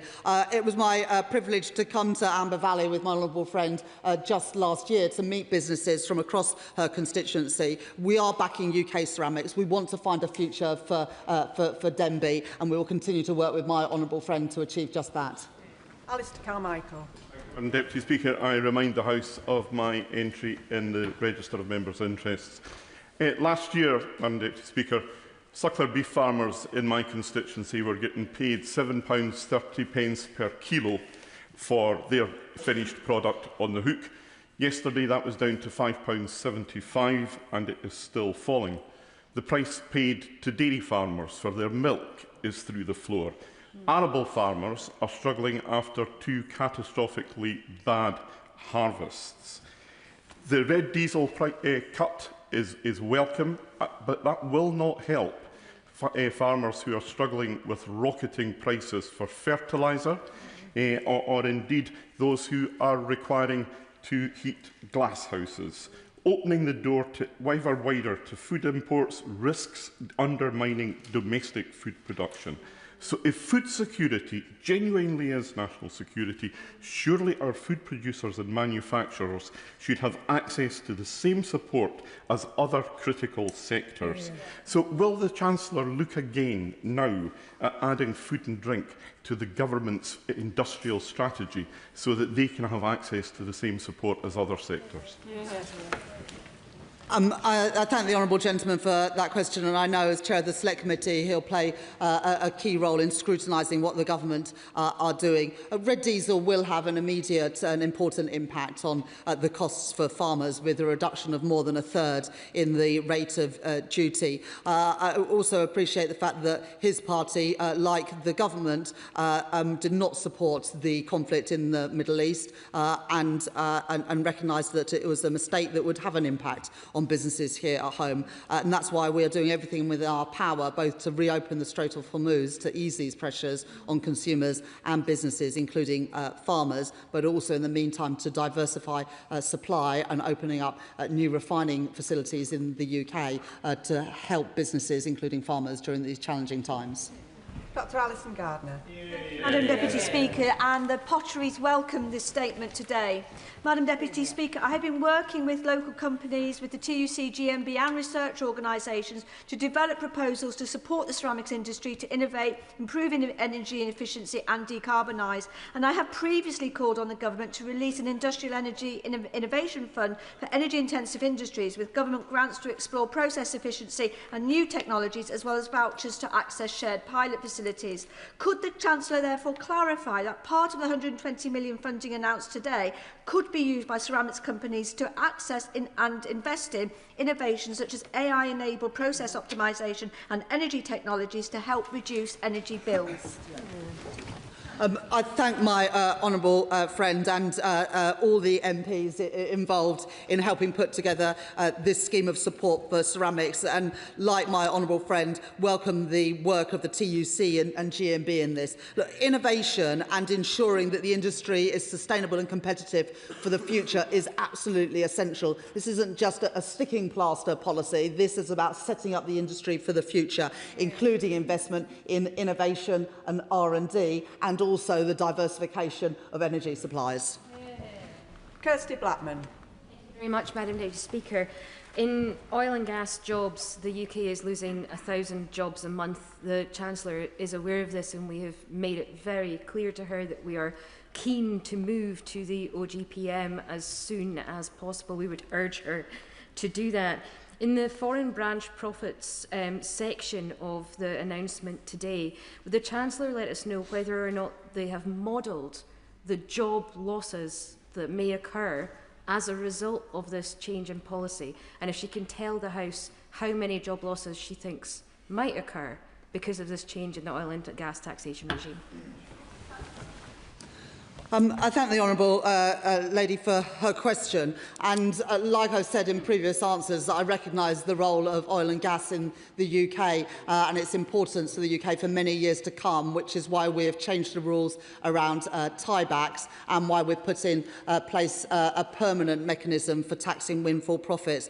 But look, the honourable lady has to answer the question, is she in favour, and is her party in favour of the foreign branch profits exemption or not? Because if she's not, then she can't can't back the support we're giving today to help people with the cost of living and the support that we're giving for ceramics today. But in terms of what this does, it means that we are moving in line to how other countries treat foreign profits. Because at the moment, you've got the absurd situation where losses overseas can mean that businesses avoid paying their fair share of corporation tax in the UK. This moves us in line with what other countries world do. It is closing a tax loophole, and the honourable lady and the Conservatives should welcome that. David Williams.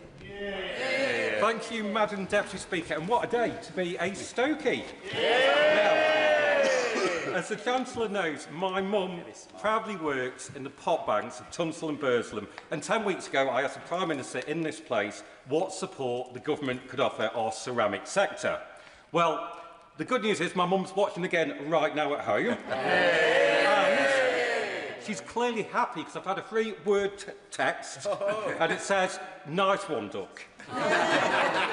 So can I ask the Chancellor how we will make sure the £120 million support package benefits ceramics companies of every size, from our Moorcross to our moorlands, from our steelites to our Churchills, so that we protect jobs, skills and the future of our economy? Well, I thank my honourable friend for that question. And can I say to Mrs Williams and all those who work in the ceramics sector, I'm proud to be the Chancellor that is backing British industry and British jobs. Thank you, Madam Speaker. Back in March, the Chancellor announced the £50 million Crisis and Resilience Fund to help families out with the price of heating oil, which is a big issue in rural constituencies such as mine in Huntingdon. Does she have any plans to extend that scheme or to repeat that scheme come the autumn, given that we are likely to have a similar crisis with the Strait of Hormuz still being shut? And to what extent does she anticipate that the Russian oil that will come via a third country under Commodity Code 2710 will form part of that fuel mix? Yesterday, we introduced the toughest set of sanctions that this country has ever had on Russia. But like the previous government, we are phasing those in so it doesn't have a disproportionate impact on industry here in the UK. That is what the previous government did, and that is what we are doing as well. The honourable gentleman mentions heating oil and support for people. We were pleased to be able to introduce that targeted support based particularly in those areas that are particularly dependent on heating oil. We're doing a piece of work at the moment to see how much money has been used by local authorities. I know that some have been more proactive than others in ensuring that local residents get the support they need. Once we've completed that, we will look at whether and what further support is needed. Adam Jurgen. Madam Deputy Speaker, I welcome the statement and the action that those of us in ceramic communities have been calling for, and I thank the Chancellor for announcing it. This is a good day for all of us in North Staffordshire, Madam Deputy Speaker. There is a ceramics business, as it happens, from Newcastle. I'm sitting in the gallery watching this statement, so I welcome them, Madam Deputy Speaker. And can I ask the Chancellor to assure us two things? One, that the eligibility for the support in this scheme will be as wide as possible, and that it will be as easy as possible to apply for.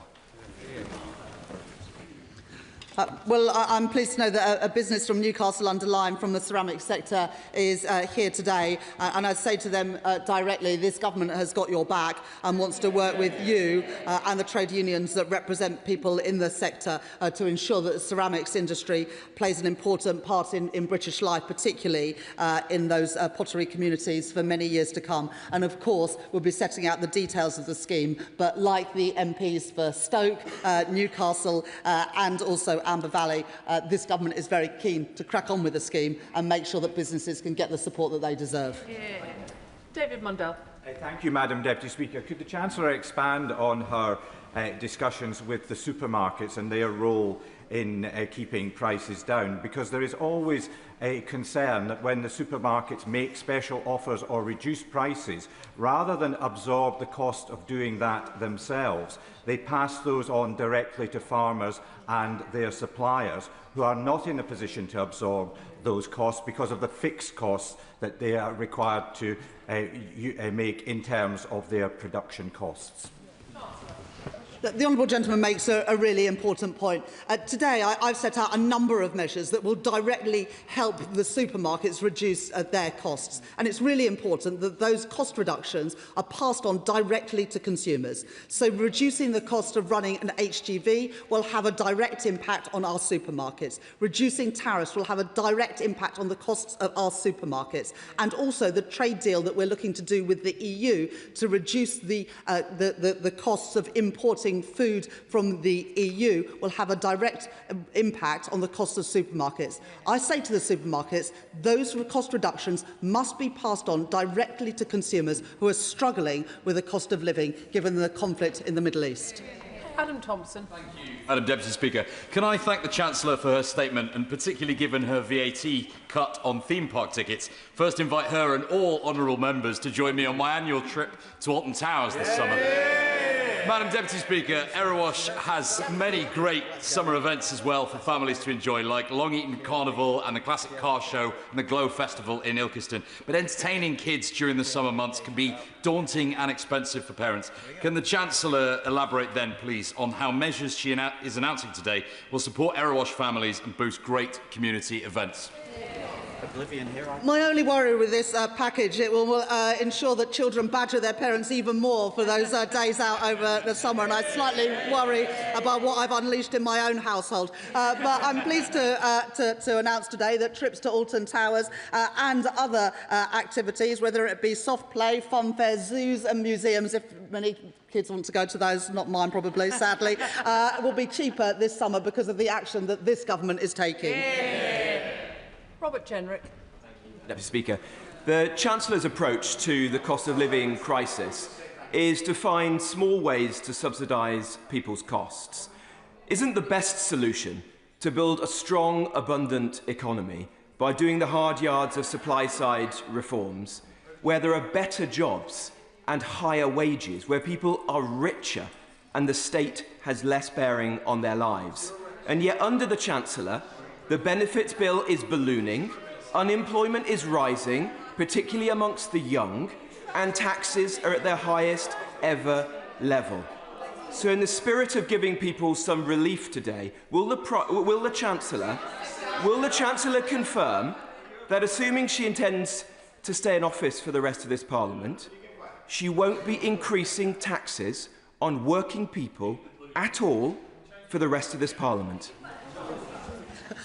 I will take absolutely no lessons from the man who was part of a party that took our economy to its knees. Inflation at 11%, working people worse off at the end of the last Parliament than they were at the beginning, the worst Parliament ever for living standards, and for a party that has opposed all of the reforms that we have made to make it easier to get things built in Britain, to increase the wages of working people with the national living wage and the national minimum wage, to increase the rights of working people, including statutory sick pay from day one, and ending the abusive zero-hour conflicts. So if we want a lesson on economics, I certainly won't be taking it from the Reform Party.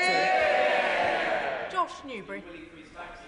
Speaker, the Chancellor's announcement of a £120 million support package for ceramics will, of course, be welcomed in Stoke-on-Trent, but also in Rugeley, in my constituency, which is home to many workers of the Armitage Shanks factory in the constituency of my honourable friend, the member for Lichfield, who is a staunch advocate for them. Would the Chancellor agree with me that it is only this Labour government that is putting in the investment that firms like Armitage Shanks need? And would she agree with me that iconic British brands like this should play a central role in new homes to boost them even further? Yeah. I thank my honourable friend for that question, and I'm pleased that people in Rugeley and people working for Armitage Shanks will also benefit from this investment. £120 million to support our ceramics sector is a clear intention of this government to back British jobs and British industry. Brandreth. Thank you, Madam Deputy Speaker. While I welcome some of the measures announced today, the reality is that instability in the Middle East has a direct impact on the UK economy and on the price paid by British households. Can the Chancellor therefore outline what steps her department is taking to work across government to ensure a stable region, including boosting our defence spending? Will she finally commit to 3% spending this Parliament and working collaboratively towards reopening the Strait of Hormuz?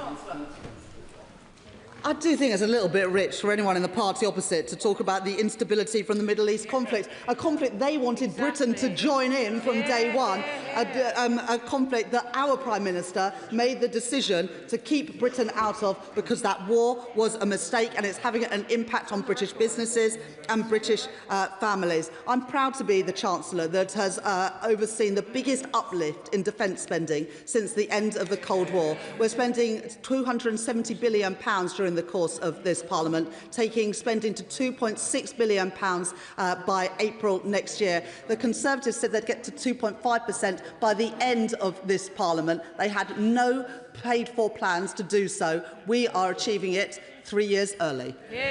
Naz Shah.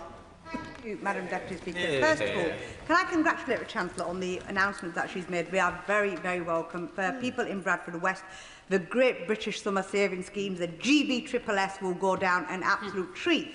Would she agree with me this will always also benefit the hospitality industry, which has been struggling for years in my constituency and across the country?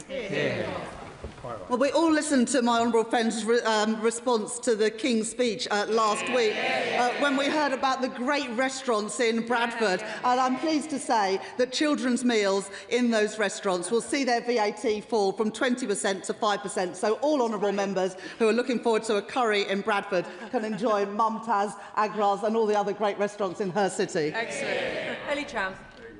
Thank you, Madam Deputy Speaker.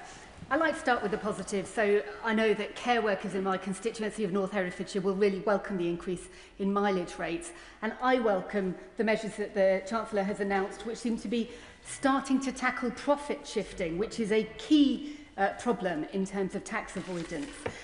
However, does the Chancellor not recognise that struggling families need help year-round, not just short-term sticking plasters in the summer holidays? The Green Party is calling for free bus travels for everybody under 22 year-round.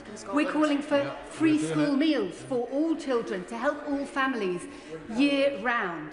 The cost of living crisis requires year-round action. This could be funded easily by taxing wealth fairly. Will she take that year-round, bold action to tackle the cost of living crisis properly?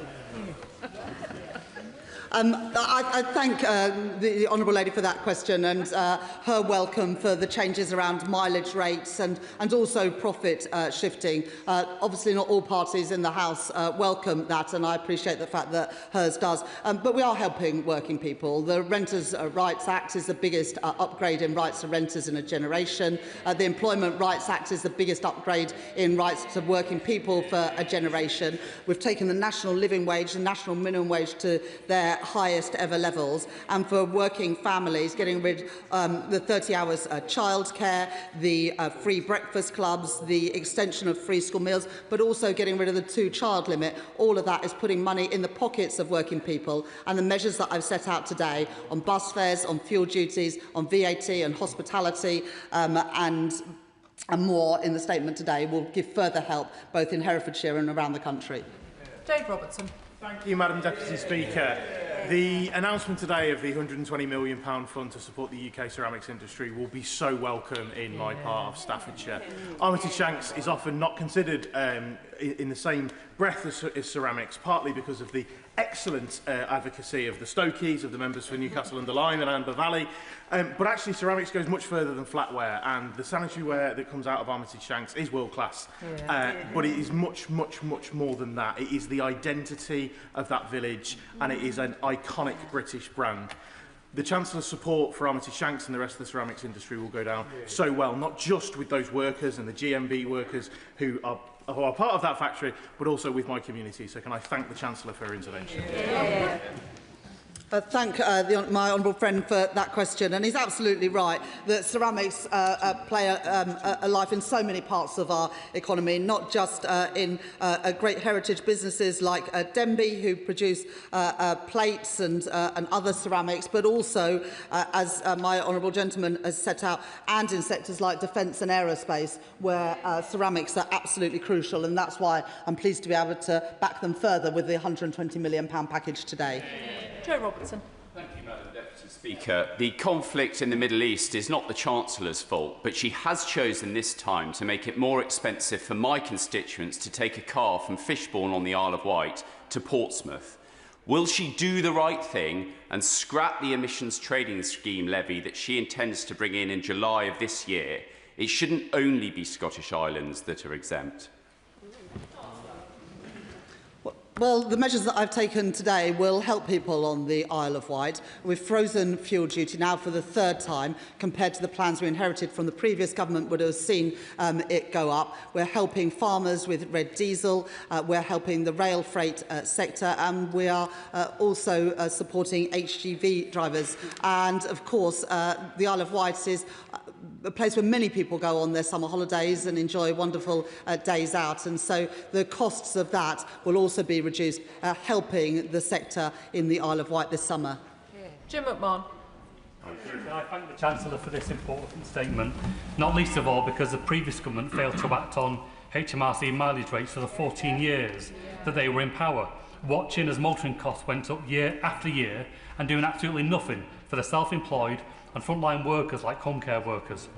It shows the power of a union like Unison, and that we have a Chancellor who is willing to take the action needed to support working people. Can I ask her, ahead of the fuller review, will the backdating of these measures support both the self-employed and employed workers alike? I want to pay tribute to my honourable friend who raised this in Treasury questions just a few weeks ago. I committed then to looking at this ahead of the next budget, but given the ongoing conflict in the Middle East, I thought it was right to bring those changes forward and increase for the first time since 2011 the mileage rate. And I can assure my honourable friend that for home care workers, for plumbers, for all those who use their car for work, we will increase the mileage rate by 10 pence, backdated to April 2026 for employed and self-employed workers alike. Ms Savile Roberts. People are very aware that President Trump's war with Iran is worsening the cost of living, but there are measures within the gift of the government, long-term measures which could improve heating costs for households. In North Wales and Merseyside, we pay the equivalent of £255 a year on standing charges. That compares with £160 for London. When will she be addressing this structural inequality in heating costs? In the budget last year, I reduced energy bills by £150, and just a few weeks ago, I put in additional money to help people with the cost of heating oil. The issue around standing charges and those allocations is one for Desnes, but I will pass on her concerns to the relevant ministers. Lee Ingham. Thank you, Madam Deputy Speaker. I thank the Chancellor for her statement today. For those of us who are really serious about buying British, building British and backing British, this is a really welcome announcement. And I know the Madam Deputy Speaker will also be interested to find out if the Chancellor could say a little bit more on how she believes this will help the British brickmaking sector. I thank my honourable friend for that question and for always standing up for the people of Stafford, whether that is bringing a market back to the town or supporting the brickmaking sector. This government are investing £120 billion more in capital spending during the course of this Parliament compared with the plans that I inherited from the previous government. And I'm determined that as that money is spent, whether in defence, in energy, in transport or in building schools and hospitals, that money is spent here in Britain, creating good jobs, paying decent wages, supporting British industry and supporting British workers. Sarah Bull. you, Madam Deputy Speaker. Food inflation is forecast by the Food and Drink Federation to reach at least 9% by the end of this year. And energy costs are driving up this, along with a lot of the other anti-business policies this government is putting forward, including not incorporating food manufacturing into the industrial strategy. So when will this Chancellor realise that announcing things like capping supermarket prices of food is just like flower arranging whilst the roots of the flower is dying?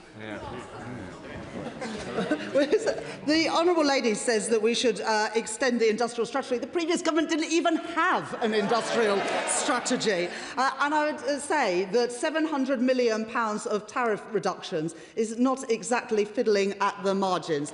Those costs should be passed directly by supermarkets on to consumers to help all of our constituents with the cost of living. Deputy Speaker, can I congratulate my right honourable friend on a summer package of savings for families? It will not only give relief to those families that perhaps have booked domestic holidays, but also give a welcome boost to our domestic leisure and entertainment industry. But can she say a little bit more about how we intend to pass on the savings of our tariffs cuts through supermarkets? Too often we've seen them take a cut and a slice off of the reduced costs to them. How do we ensure that all of those savings get passed on to our constituents? Well, I remember when I was young, I used to enjoy visits to Chislehurst Caves and Eltham Palace, and I hope that they'll be able to benefit from the changes that I've announced today. But on ensuring that supermarkets pass on these cost reductions to their customers, it is important that they do that, as well as the changes that we're making around HGV duties as well, because that too will reduce costs for supermarkets. And it is important that supermarkets recognise the pressure that their customers are under at the moment. But we have also provided additional powers to the Competition and Markets Authority to ensure that no business, whatever their size, whatever their nature, takes advantage of the conflict in the Middle East to hike prices for their customers. Jeremy Corbyn. Madam Deputy Speaker, youth unemployment is now at 5%.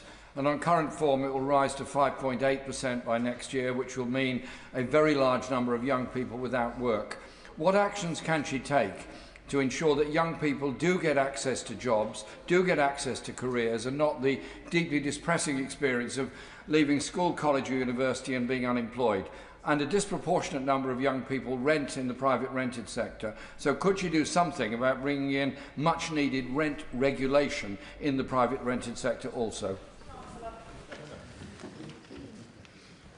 We have already increased the number of apprenticeships, and changes to the Growth and Skills Levy means that you don't always have to have a maths A to C and English A to C to get on an apprenticeship programme. We've also introduced shorter apprenticeships to help young people get the skills they need. And on private rent, the honourable gentleman might have seen the changes that we made through the Renters' Rights Act, which gives renters the greatest rights they've had in a generation, including the right to challenge a rent increase and to only have one rent increase a year. And can I tell honourable members on all sides of the House, if you challenge your rent increase and take that to tribunal, you will not have the rent increase during the course of that tribunal, helping limit rent rises for hard-working families. Florence Eshalomi. Thank you, Madam Deputy Speaker. Can I thank the Chancellor for this wonderful set of measures, and I'll go one further than my colleague from Merriwash, who isn't here, and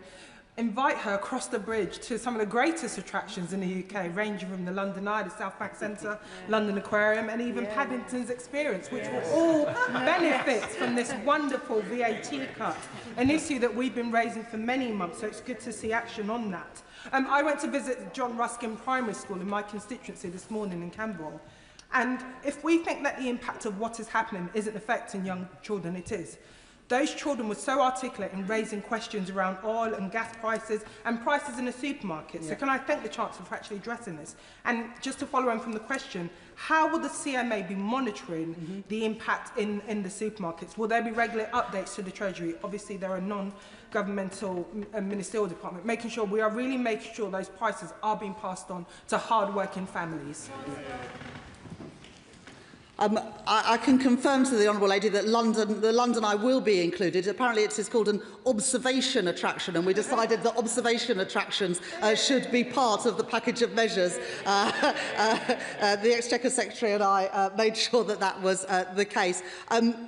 I totally agree with what the Honourable Lady says about young children at primary schools as well, having a deep understanding of the cost of living pressures that their families and carers are facing at the moment. And that's why it's so important that today's measures particularly address the cost of the summer holidays for parents, because whether in Vauxhall or in my own constituency of Leeds West and Pudsey, I know that parents are not always as excited about the summer holidays as perhaps their children are, because they're worried about the costs. And I hope that the measures that I've taken today around the cost of meals, children's meals in restaurants and cafes, and also reducing the costs of those days out will go some way in helping families have a better summer. Neil Duncan-Jordan. Thank you, Madam Deputy Speaker. I welcome my right honourable friend's announcement today, but I would like to ask her to look further at introducing a package of emergency measures to keep down energy bills through a number of ways: an essential energy guarantee for all households, a nationwide social tariff, and extending the windfall tax on the energy sector's excessive profits. When I became Chancellor, I extended the energy profits levy to 78% on gas and oil, and as a result of that, we will be able to bring in money because of that. We've also increased the electricity generators levy by 10 percentage points to help decouple gas and electricity prices. And because of the measures that I took in my budget last year, I was able to take £150 off of people's energy bills. I recognise the impact of the cost of living on families and pensioners, and also on businesses, which is why I've introduced a further range of measures today, particularly targeting and helping families, energy-intensive industries, and also those who drive a lot for work. Marsha de Clover. Thank you, Madam Deputy Speaker. And can I thank the Chancellor for her statement, and also welcome the measures that she is taking that will have a huge impact and support many of my constituents and also businesses in Battersea. And she's also very welcome to come and visit Battersea. We have wonderful hospitality there as well.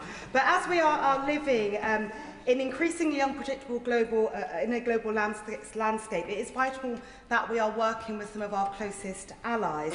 And that's why I welcome the European Partnership Bill that was announced in the King's speech last week. But will the Chancellor continue to explore ways to strengthen our economic relationship with the EU as a means of promoting stability, security, particularly in the light of the current financial pressures as a result of the Iran war?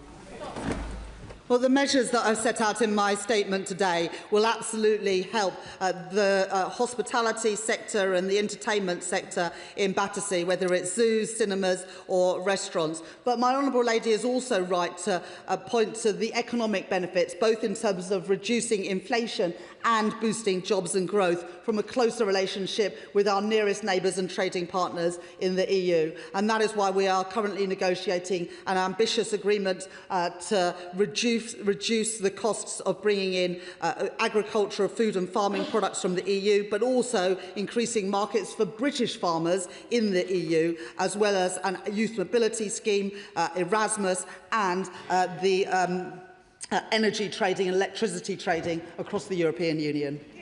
Calvin Bailey. Thank you, Madam Deputy Speaker. I welcome the Chancellor's, the measure the Chancellor has set out today, particularly those which will help small businesses like Noted Pie Mash in Leighton, Homies and Donkeys in the Stone, Bear Brew and City Place in Wanstead, and Fresh as a Daisy in South Woodford. And I look forward to seeing their children's menus so that they can benefit from the measures that you've set out today.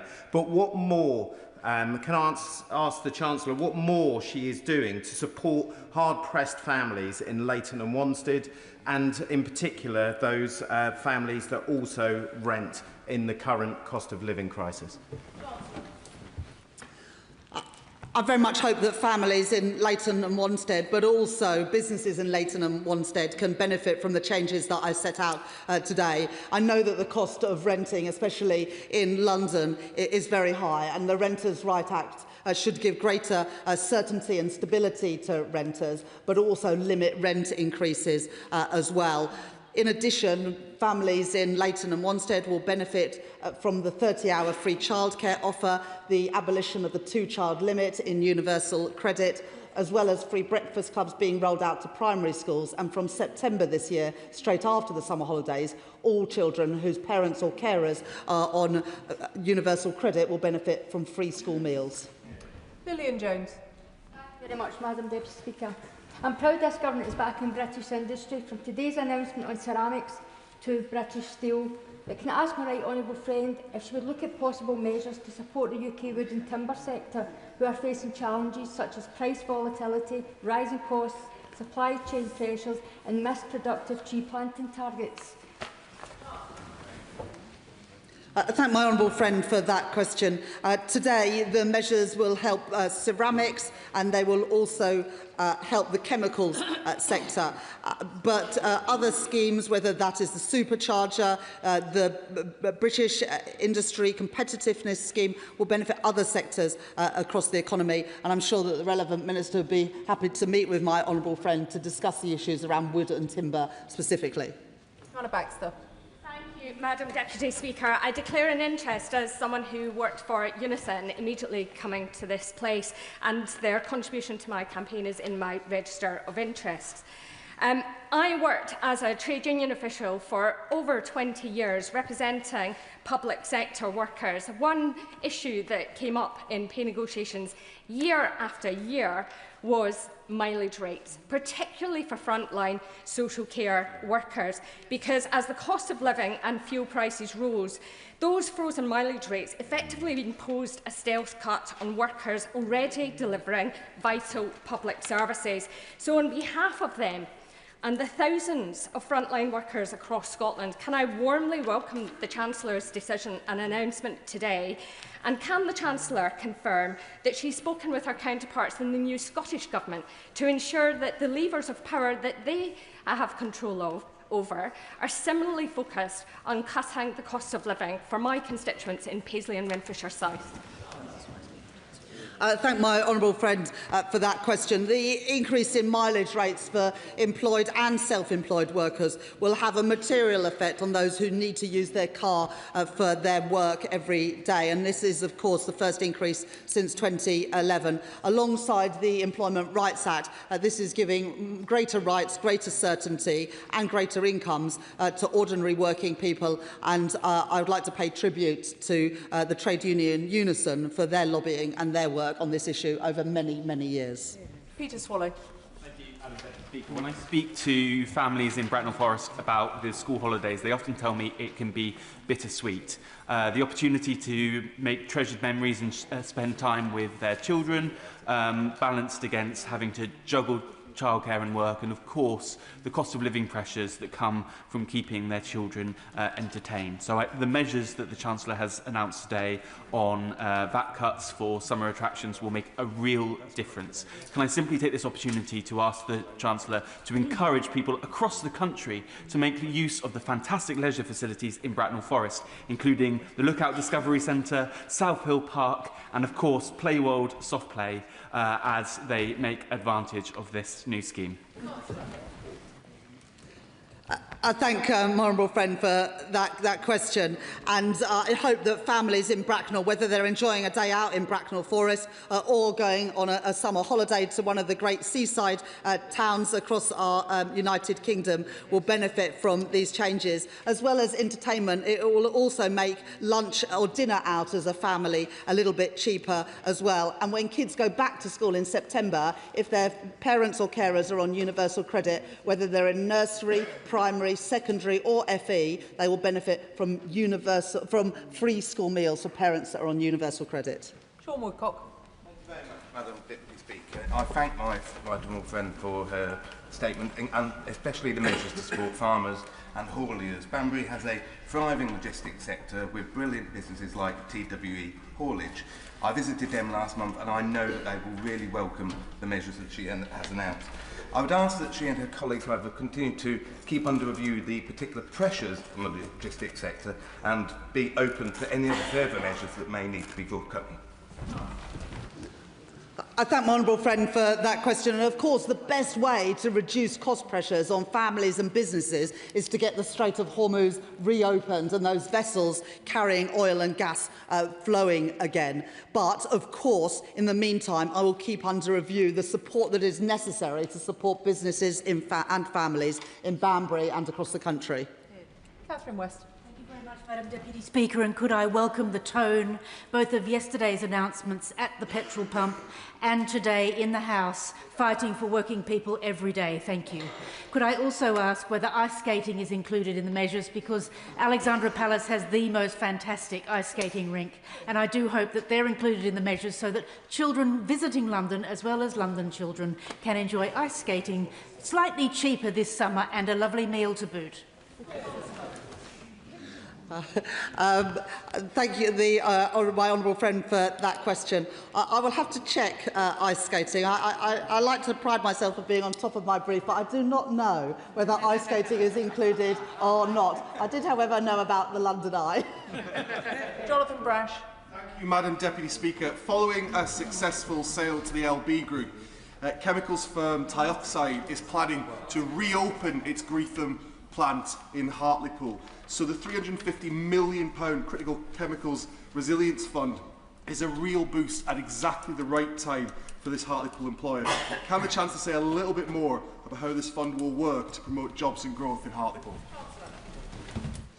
I thank my honourable friend for that question, and businesses in Hartlepool and actually across Teesside will be some of the biggest beneficiaries of these changes around chemicals. And the Minister for Industry is now in his place, and again I would like to just pay tribute to him for his help in setting out this package of measures today. The Department for Business and Trade will shortly be setting out the details of this scheme, but I can assure my honourable friend that includes help both with capital and day-to-day costs, with the aim of making the sector more sustainable and lower energy intensive in the future to make it increasingly competitive. But we recognise the important role that the chemicals sector has in the UK, and we are determined to ensure a bright future for it.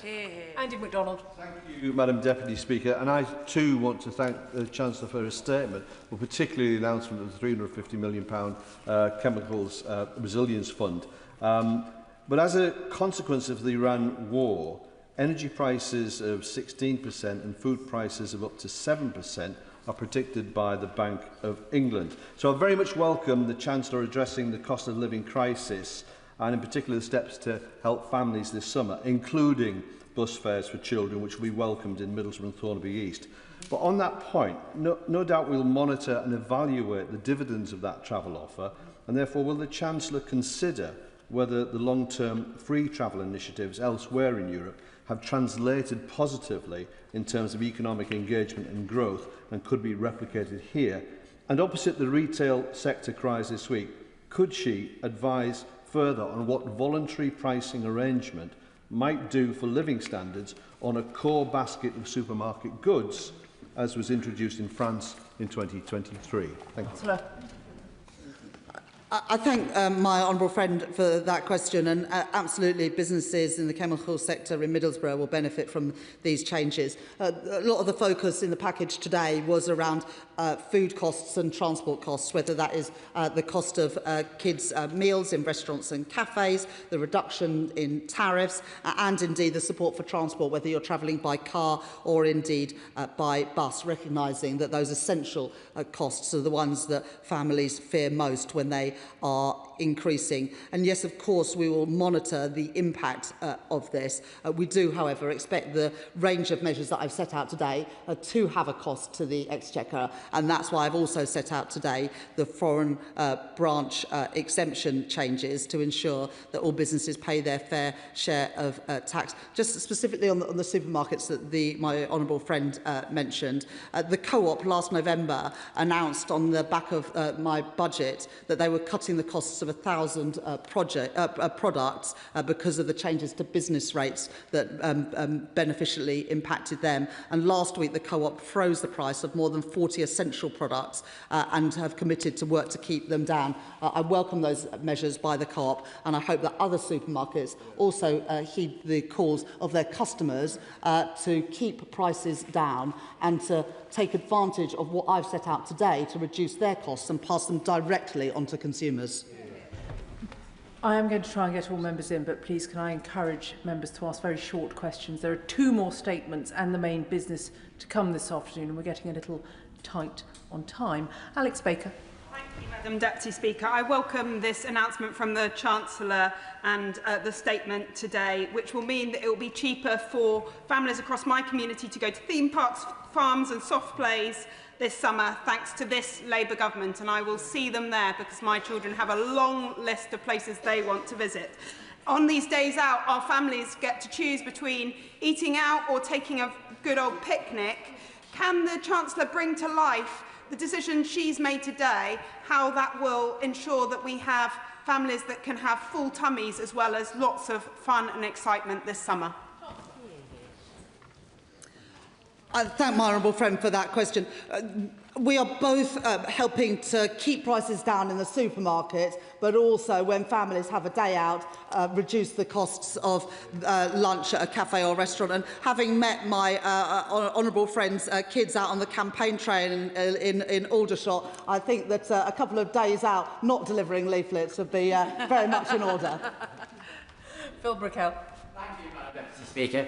Can I congratulate the Chancellor on what is a really ambitious and comprehensive package of measures to support families across my Bolton West constituency.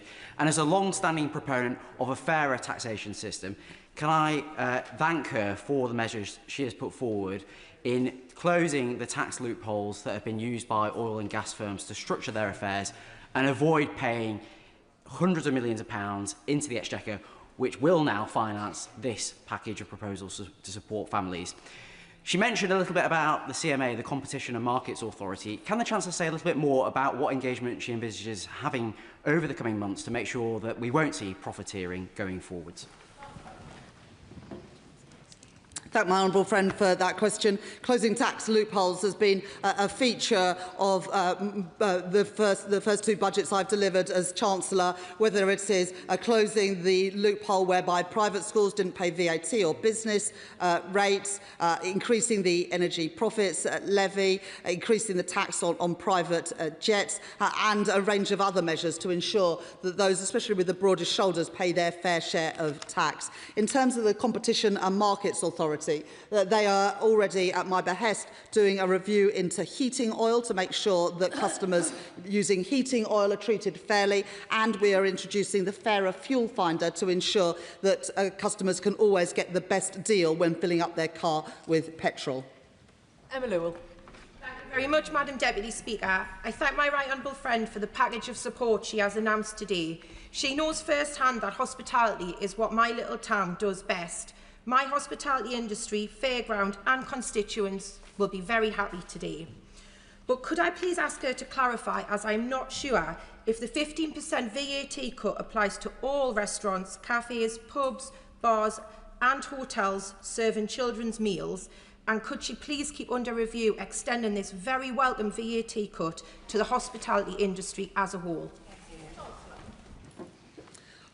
I've very happy memories of having fish and chips with my honourable friend in her constituency several years ago, and I can confirm whether it is a pub, a hotel, a restaurant or a cafe, for children's meals, the VAT will be cut from 20% to 5% between the 25th of June and the 1st of September. We will monitor the impact of this, both on tax revenues and on the number of people going out for dinner. We do, however, envisage that this will have a cost to the taxpayer, which is why we are funding it by ending the tax loophole whereby some companies were using losses overseas to offset their corporation tax here in Britain.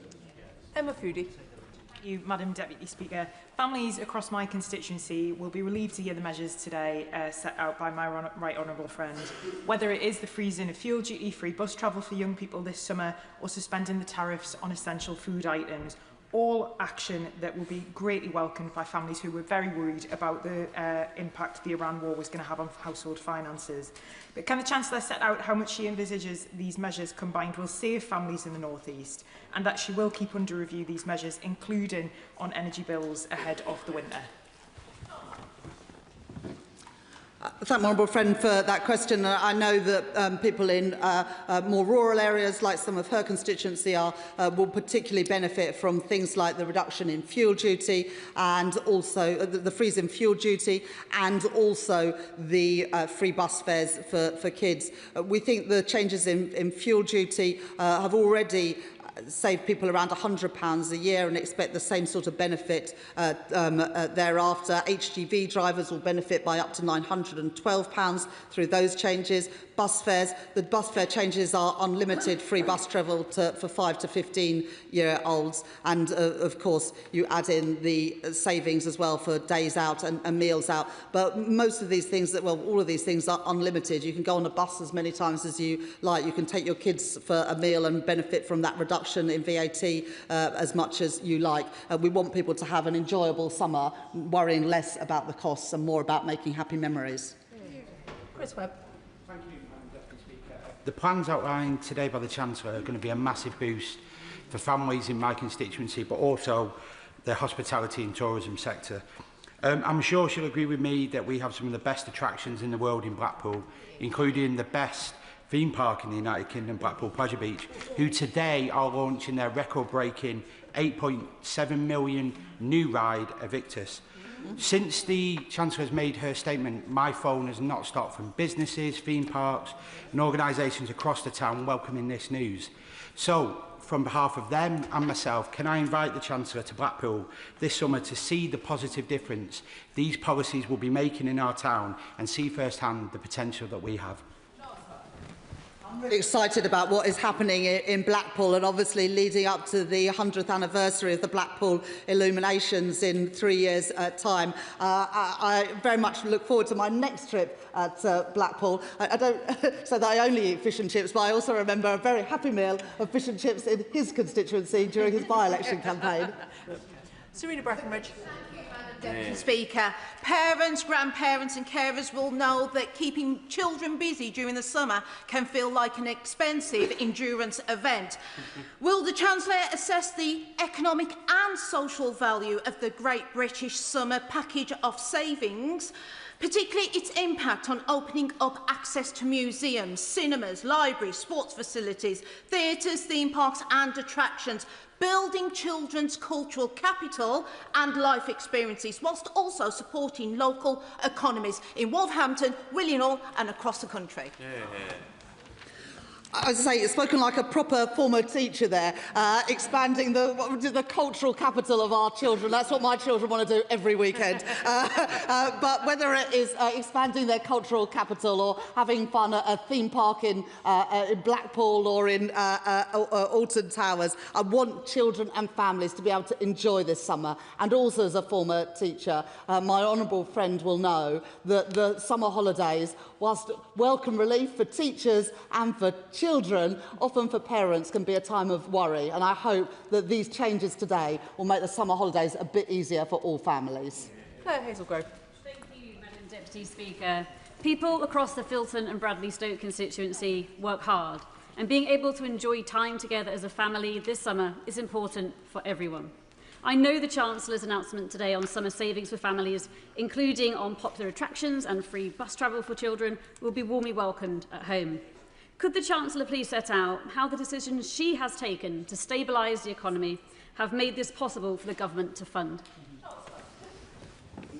I thank my honourable friend for that question. It is important that all policies that we set out are fully costed and fully funded, which is why we've made the change around the foreign branch exemption to fund today's package of measures, but also because of the reduction in reduction in inflation during to the measures I set out in my budget last year, and because the strong growth we've seen, the fastest in the G7 in the first quarter of this year, make this package affordable and sustainable, and that's why we're able to set out this support today.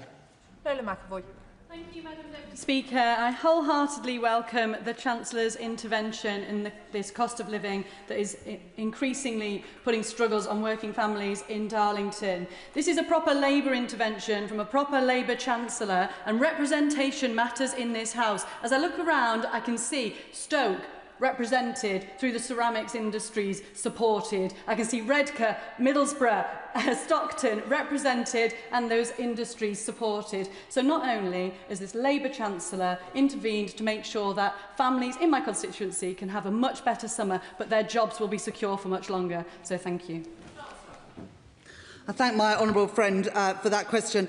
And this package was not just designed by me, it was designed by honourable and right honourable members in this House who have made representations to me about the cost of living, but also about the specific business needs and business challenges in their constituencies. So whilst I'm proud to be able to be the Chancellor that's delivered this package today, I also want to pay tribute to all members who have contributed to it. Jessica Toll. Thank you, Madam Deputy Speaker. I want to congratulate the Chancellor on her skillful management of our economy in what are extremely difficult international circumstances, because despite this, growth is up, inflation is down and borrowing is down. And can I particularly welcome the Great Britain Summer Savings Scheme? This will make a huge difference to families and businesses in my Bournemouth West constituency.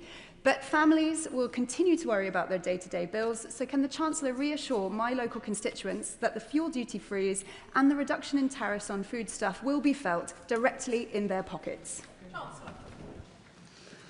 I thank my honourable friend for that question, and absolutely the freeze in fuel duty will continue until the end of this year, and we'll keep it under review depending on what happens in the Middle East, and the tariff reductions it's very important that those, and also the HGV duty changes, that those cost reductions are passed on to customers. I also am slightly worried after the statement that I've unleashed a competition between honourable and right honourable members about whose constituency has the best summer attractions, whether it is soft play, theme parks, zoos, ice skating, or being lobbied by the right honourable member for Redcar about lemon tops in her constituency. I look forward to this continuing ahead of the introduction of these VAT reductions on the 25th of June. Kat Eccles. Speaker, and I welcome the announcement from my right honourable friend, in particular the suspension of import tariffs on more than 100 food and drink staples. I know my constituencies across Stourbridge, Brierley Hill and Netherton have been struggling with the cost of a weekly shop. But while we all enjoy a treat, myself included, it was disappointing to see the headlines leading with biscuits and chocolate when there is a public health crisis with obesity and diabetes. So could she assure the House that the government remains committed to the healthy food standard which encourages supermarkets to promote healthy choices? And will the Chancellor work with the Secretary of State for Health to ensure efforts to tackle poor diet and obesity remain a priority alongside the cost of living? Yeah. There's a whole range of products included in the tariff reductions, including imports of tropical fruits, of bananas, of olive oil and much more. But I expect that honourable and right honourable members would be forgiven for every now and then wanting to have a chocolate biscuit after a day of work in this place. Tracy Gilbert. Madam Deputy Speaker, can I welcome the measures that my right honourable friend announced today, which will help ease the cost of living pressures on families in my constituency of Edinburgh North and Reeves, and on the very many businesses and attractions that are there, and in time for the Scottish school summer holidays. You're always welcome for fish and chips that are award-winning in my constituency as well. Earlier in this year, the government set out welcome plans to break the link between the wholesale price of gas and electricity. Can my right honourable friend provide an update on these plans and how this will help reduce bills over the long term? I thank my honourable friend for that question, and I'm sure that her constituents in Edinburgh North and Leith will benefit whether they are enjoying attractions in the Scottish school holidays or indeed whether it is people from the other nations and regions of the UK or indeed from further afield enjoying the attractions of Edinburgh this summer. On the specific issue around delinking between gas and electricity prices, this is both a short-term and a long-term measure, because in the short term we have increased by 10 percentage points the electricity generators levy to bring in more money this year, and then we are renegotiating contracts to move electricity prices onto contracts for difference to have greater certainty around electricity prices, so that the gas price does not set the electricity price so frequently, giving greater stability of energy prices to businesses and families. Moraz, Madam Deputy Speaker. Inflation down, wages up, interest rates down and growth up. These are the reasons why the Chancellor can make these announcements today. They won't say it on the benches opposite, but I will. Thank you, Chancellor. As she mentioned in her statement, the British Industrial Competitive Scheme is an important support for that economic growth. But at the moment, it excludes the vitally important critical minerals sector, which, as she knows, is directly relevant to my Camborne, Redruth and Hale constituency. Would the Chancellor meet with me to discuss energy support measures for the critical minerals sector? I'm absolutely committed, as my honourable friend knows, to the critical minerals sector. We've already introduced the Kerno Growth Fund for Cornwall and also have instructed the National Wealth Fund to invest more in critical minerals, including in the huge opportunities there are in tin and lithium in Cornwall. We need to ensure that we have more diversified supply chains for critical minerals and rare earths, and Cornwall gives us a great opportunity to do exactly that, and I look forward to continuing working with my honourable friend and the other MPs in Cornwall to ensure that we can bring good jobs, paying decent wages to the region. Alison Hume. Thank you, Madam Deputy Speaker. The news that bus travel will be free this summer for children is extremely welcome.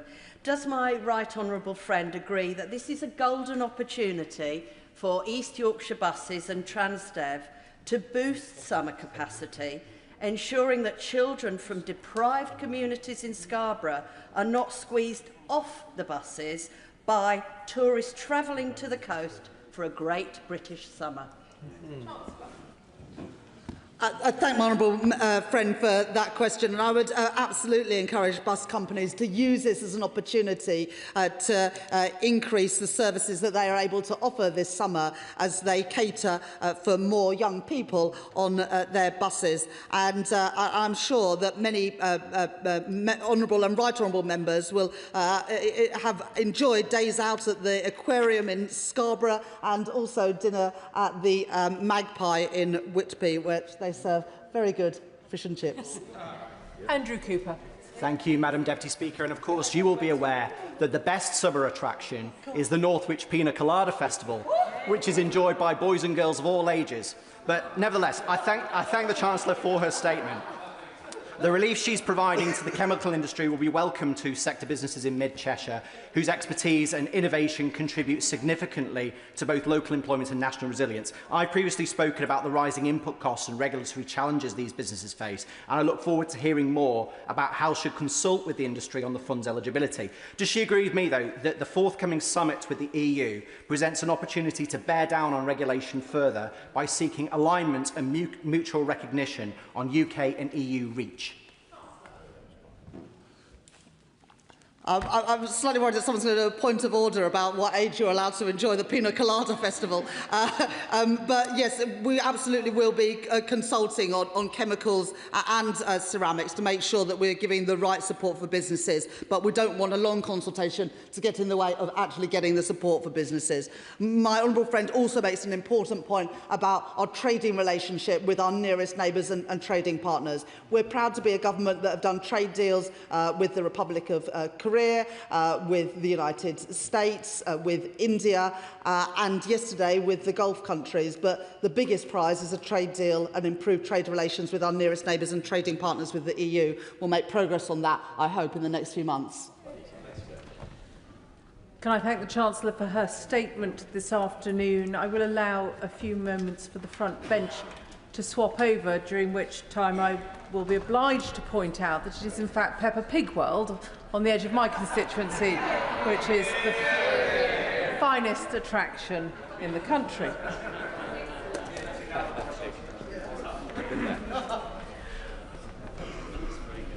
Which brings us to a statement on Middle East update. Minister Faulkner. With permission, Madam Deputy Speaker, I would like to make a statement to update the House on the situation in Iran, the Straits of Hormuz and across the wider Middle East. First of all, Madam Deputy Speaker, I would like to use this opportunity to welcome the conclusion of negotiations on the UK Gulf Cooperation Council Free Trade Agreement yesterday.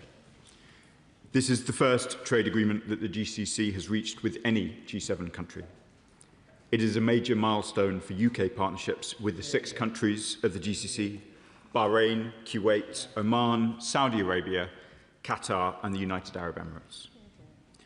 As well as the clear economic benefits for all sides, the agreement is also a strong signal of our solidarity with our Gulf partners and our long-term commitment to working together for regional security and prosperity. Beyond the FTA, we are working closely with our Gulf partners, and the Foreign Secretary and I were delighted to welcome foreign ministers from the United Arab Emirates, the Kingdom of Saudi Arabia, Egypt and the GCC Secretary-General in recent days to discuss the situation in the region. I would also like to take this opportunity, Madam Deputy Speaker, to address the shocking footage that many members will have seen yesterday of the treatment of those detained from the flotilla by Israeli Minister Mr. Ben-Gvir. As the Foreign Secretary said, we are appalled and have demanded an explanation from the Israeli government. The Israeli charge d'affaires was therefore summoned this morning to the Foreign Office. Our foremost responsibility is the safety and security of British nationals. Our consular staff are in contact with the families who have asked for consular support and with a number of the members of this House. Our staff in the region are now working to help British nationals get home. But let me say this too, Madam Deputy Speaker. While yesterday it was Europeans and others who were subjected to humiliating treatment, which has rightly caused international condemnation, we should be clear that Mr. Ben-Gvir has been behaving outrageously towards Palestinians day in, day out, ever since he became a minister. That is a disgrace, and it was why the UK led an international group of our partners to impose sanctions both on Mr. Ben-Gvir and Mr. Smotrich in their personal capacities, which I announced from this dispatch box late last year. Turning to the situation in Palestine. In Gaza, children are living amid sewage, parasites and disease. The UN has now reported that infestations are now affecting almost 1.5 million people. This suffering is man-made and preventable.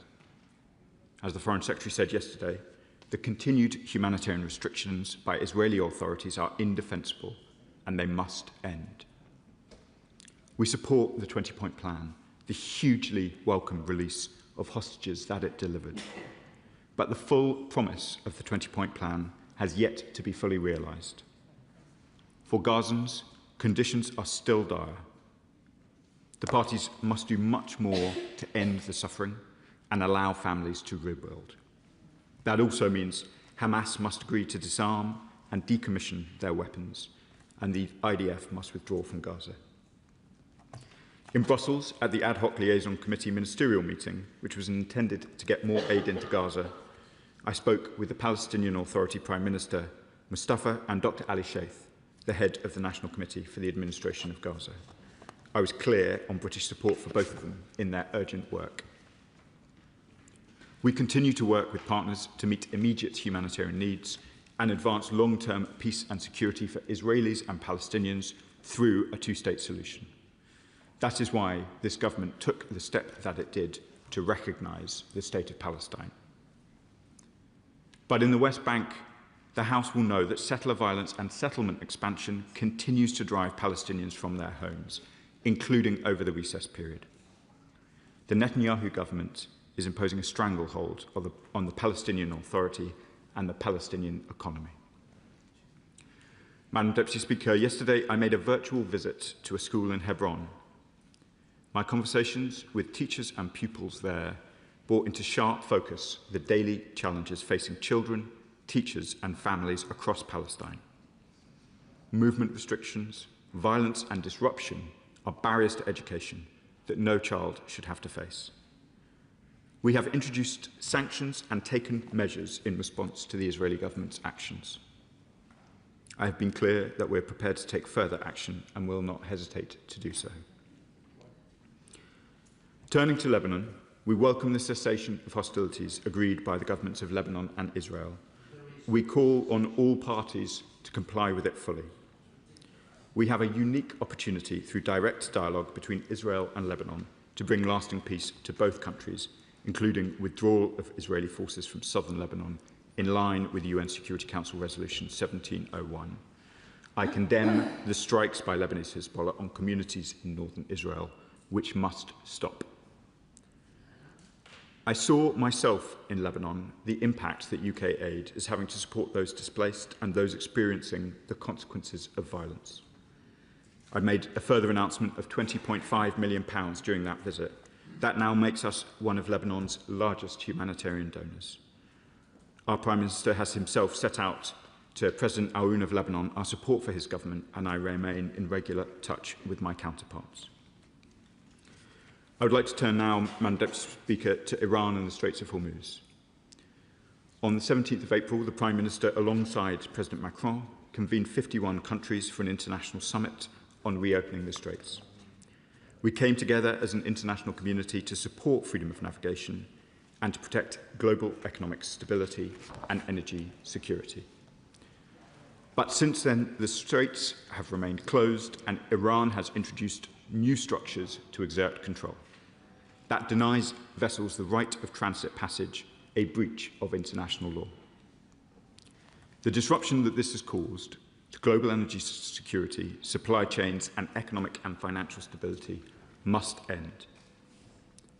As the Foreign Secretary said this week, we face a global food crisis and we cannot risk tens of millions of people going hungry because Iran has hijacked a vital international shipping lane.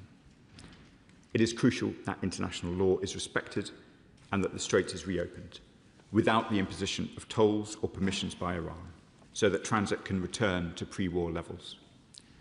To do this, we need a lasting and workable settlement to the conflict. The Foreign Secretary and I, along with the rest of the ministerial team, have been working tirelessly to help this happen. We are in close contact with partners from across the globe to support negotiations, including Gulf partners, key regional players such as Pakistan, Saudi Arabia, Turkey and Egypt, as well as G7 allies. We've been engaging closely with the United States, and President Trump's recent remarks that serious negotiations are taking place are welcome. We share in the President's conviction that Iran must not have a nuclear weapon. We are also engaging closely with Oman, given its long-standing role supporting shipping through the Straits. We're supporting, too, the vital work of the International Maritime Organization and their plan to ensure the safety of seafarers and vessels. We want to see the ceasefire hold, talks continue, and a negotiated solution reached for a durable end to this conflict, one that protects the future of the Strait and the principles of the law of the sea. So we are working urgently, Madam Deputy Speaker, to secure the unconditional, unrestricted and immediate reopening of the Straits of Hormuz. Not a partial reopening, a full reopening without restrictions or tolls. On the military side, the multinational mission announced by the Prime Minister and President Macron is gathering momentum. On the 12th of May, we brought together 38 nations to announce their political support to an independent and strictly defensive mission, and we are now working with military planners from those nations to turn that commitment into reality. In consultation with relevant states and the maritime industry, this mission will support civilian shipping and provide reassurance to commercial shipping operators. We have been clear that operations will only commence in a permissive environment and in full accordance with international law and national constitutions. The UK is leading the way on this mission, and the Defence Secretary has already announced the UK's contribution. Together with our partners, this mission will complement ongoing diplomatic engagement and de-escalation efforts, which remain the priority focus, while demonstrating a tangible commitment to the security of international trade.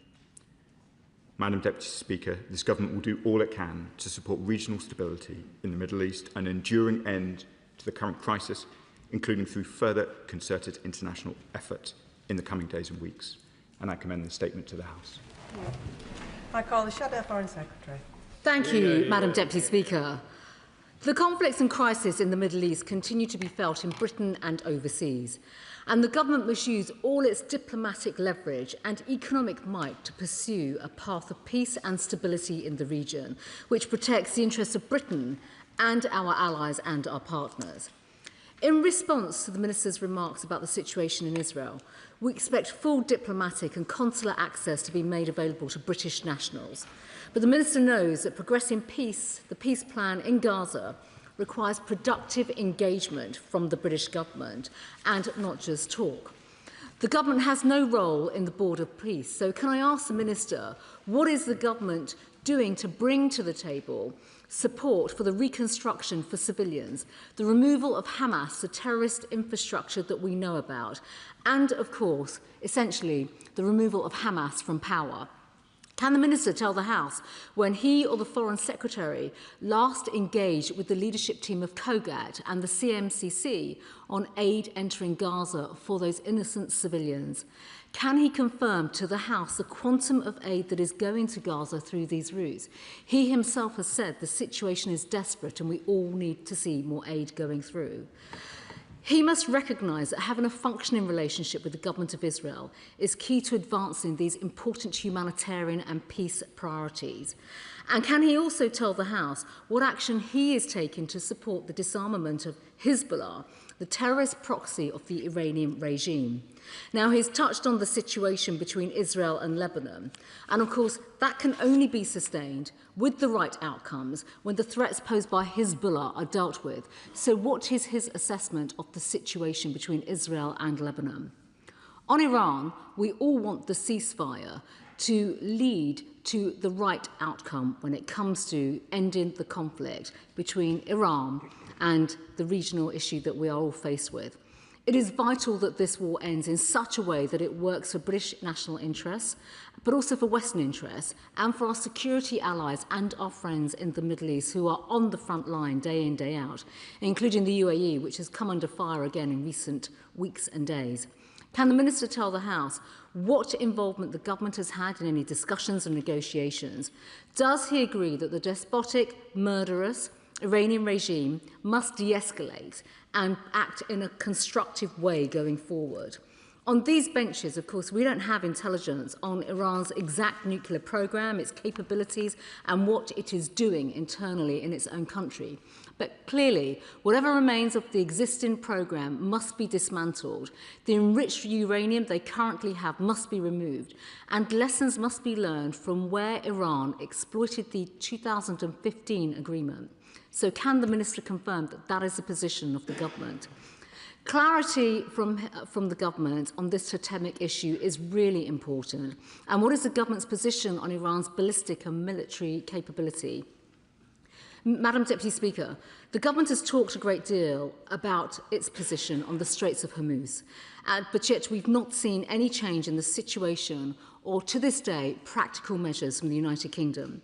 The Straits of Hormuz cannot be treated as a bargaining tool, and no country or company should be forced to line the coffers of this despicable regime in Tehran. No country should have the power to shut down what is a global artery of international commerce and trade. Is the British government actually putting any pressure at all on Iran to restore freedom of navigation? At the very least, surely there should be new sanctions to tighten the screws on this appalling regime, and a total ban on regime officials who might want to flee to the UK, as well as a concerted effort to go after regime elites who might attempt to park their wealth in London and we know about their assets, and I've raised these points previously with the Minister. And given the sickening recruitment call from the Iranian embassy in recent weeks, why has the government only summoned the ambassador for a slap on the wrist? Surely the Home Office now must intervene when it comes to the prescription of the IRGC. Finally, on the long overdue UK GCC FTA, which we welcome, the Minister will know that those negotiations have been underway for many, many years, and it's an important Brexit opportunity. This could be at risk with his ministerial colleagues and leadership candidates now planning to take us back into the EU all over again. Finally, Madam Deputy Speaker, this side of the House stands firmly in support with the British interests across the Middle East, which must be safeguarded, and we must use our important influence in the region to effectively protect Britain, but also our allies, and particularly from those that want to continue to cause harm to the United Kingdom and to our friends and allies in the Middle East. Minister. Madam Deputy Speaker, I'm grateful to the Shadow Foreign Secretary for the constructive tones of her question. And let me turn to the important questions of consular access that she raised at the outset. To be clear to the House and to all members, honourable and right honourable, who have constituents involved, we are seeking from the Israeli authorities both consular access to our nationals, as you would expect, and assurances of their good treatment. We understand that British nationals are expected to be deported back to the UK imminently. We are obviously following this up rapidly. If colleagues across the House have concerns, they are very welcome to raise them with me. We are, of course, as I said in the statement, in direct contact with those families who have approached the Foreign Office directly as well. I can also reassure the Shadow Foreign Secretary that we are heavily engaged in the efforts that she describes in relation to Gaza, both in relation to reconstruction, in ensuring that adequate aid gets into Gaza. As I was clear in the statement, the amount of aid getting in remains inadequate. The restrictions remain contrary to the 20-point plan, and we are pushing these points with Israeli authorities, as you would expect, and indeed with all of those with an interest in Gaza. That includes COGAT, CMCC, as she mentioned, but also some of the new institutions formed under the Board of Peace, including High Representative Mladenov, who I saw in Brussels and am in regular contact with. That includes the important discussions about the disarmament of Hamas. Similarly, we remain in regular discussions about the importance of demonstrating real progress in Lebanon on the disarmament of Lebanese Hezbollah, and I was discussing that with the Lebanese Foreign Minister just this week. I'm happy to say a little bit more, Madam Deputy Speaker, about the sanctions that we have put in place already. I came to this House to announce some sanctions in October 2025, which was precisely targeted on senior regime assets in the UK. That has included very significant restrictions on property ownership, which I think she's aware of, up to, I think, a total value of £140 million. And given the serious nature of the topic, I'll resist entering into the discussion and Brexit and whether or not the GCC FTA is long overdue. It was, of course, a negotiation started by the benches opposite. It was a great pleasure to conclude it from these benches. Chair of the Select Committee, Dame Emily Thornberry. Thank you very much, Madam Deputy Speaker. I welcome the statement by the Minister. I welcome his reiteration of the Government's commitment to international law, and I welcome his statement that the Government is prepared to take further action and will not hesitate to do so when it comes to Palestine. So it has been almost 2 years since the ICJ issued its advisory opinion on Israel and the occupied territories, and calling on the Government to take action. And since then, settler violence has exploded. And just this week, the UN released a report stating in no uncertain terms that the far-right Israeli government is weaponizing Israeli violence, settler violence, to carry out its stated intention of annexing the West Bank. In February, we were told that the government wanted to respond to the advisory opinion with the seriousness and the rigour it deserves. In March, the Minister again told us that the government would update the House on its reaction to the ICJ's advisory opinion. So my question is, when will we stop hesitating and take action to ensure that international law is respected? Minister. I'm grateful to the Chair of the Foreign Affairs Committee for the question, which, as she said, she has put to me before. First off, it is important, Madam Deputy Speaker, to emphasise that we continue to take steps to ensure that international law is adhered to, that those principles underline our response both to events in Israel, Palestine, but also across the wider Middle East. I know the House is impatient for a fuller answer in relation to the advisory opinion, even though most of the substantive elements of policy I think I have addressed from this dispatch box. There is, as I know the Right Honourable Lady is a learned lawyer herself, there are some horizontal implications from the advisory opinion which go beyond simply the context in the Middle East, and that's one of the reasons why we've been taking our time. I will endeavour to return to the House with the speed that she demands, which I understand. Democrat spokesperson Monica Harding. Thank you, Madam Deputy Speaker, and to the Minister for advance sight of his statement. I know that many colleagues like me are frustrated by the government's lack of action to secure progress to a two-stage solution. The UK is rightly committed to the disarmament of Hamas and Hezbollah. These terror groups cannot be allowed to continue destabilising the region, but it's not clear that concrete action is being taken to deliver this. So can the Minister tell me how the government is coordinating international efforts to disarm and disband both groups? Our influence over proscribed groups is less than over a state we call an ally. That is why Liberal Democrats have been so critical of the Minister's failure to hold the Israeli Security Cabinet to account for its extremist actions. I was disgusted by the footage of the far-right Minister Ben-Gvir degrading detainees from the global Samud flotilla. This after celebrating his birthday with a cake emblazoned with a noose, following the passage of a death penalty law targeting Palestinians. It was right that the FCDO called in the Israeli Chargé d'Affaires to register our condemnation, but it is far from sufficient. In the West Bank, settler violence and expansion accelerates. At the start of June, tenders will be delivered for the construction in the E1 area, a move which could kill the chance of a contiguous Palestinian state. In Gaza, Israeli forces push forward their yellow line inch by inch. Their entry of aid continues to be impeded by restrictive measures, while the humanitarian catastrophe only worsens and journalists are still blocked from entering. In southern Lebanon, the IDF demolishes Lebanese houses, entire villages, an abhorrent and illegal operation. And across these issues, the government's muted response and dysfunction can be summarised in a single example: the decision to cut the FCDO's unit for monitoring of international law breaches across Israel and Palestine. So can the Minister set out what steps the government will take if the E1 project continues? Will the Minister ban all UK trade with illegal settlements, reverse cuts to the FCDO's monitoring unit, and press the Israeli government to allow journalists access to Gaza so they can collect what evidence may remain of war crimes committed there? Madam Deputy Speaker, I just want to be clear about British leadership on these questions. As I said in the statements, before all of the events that she describes Mr Ben-Gvir taking, I had already sanctioned the man from this dispatch box. We have done so in advance of most of our key friends and allies. I saw as I was walking to the chamber that some of our European friends are now considering doing what we did in, I think, August of last year. We have taken action both in company and alone, given the significance of the events in the region, and we will continue to do so. I want to turn, though, to the important points that she raised about some of the Foreign Office structures. I am, Madam Deputy Speaker, particularly sensitive to these questions as a proud former member of the diplomatic service myself.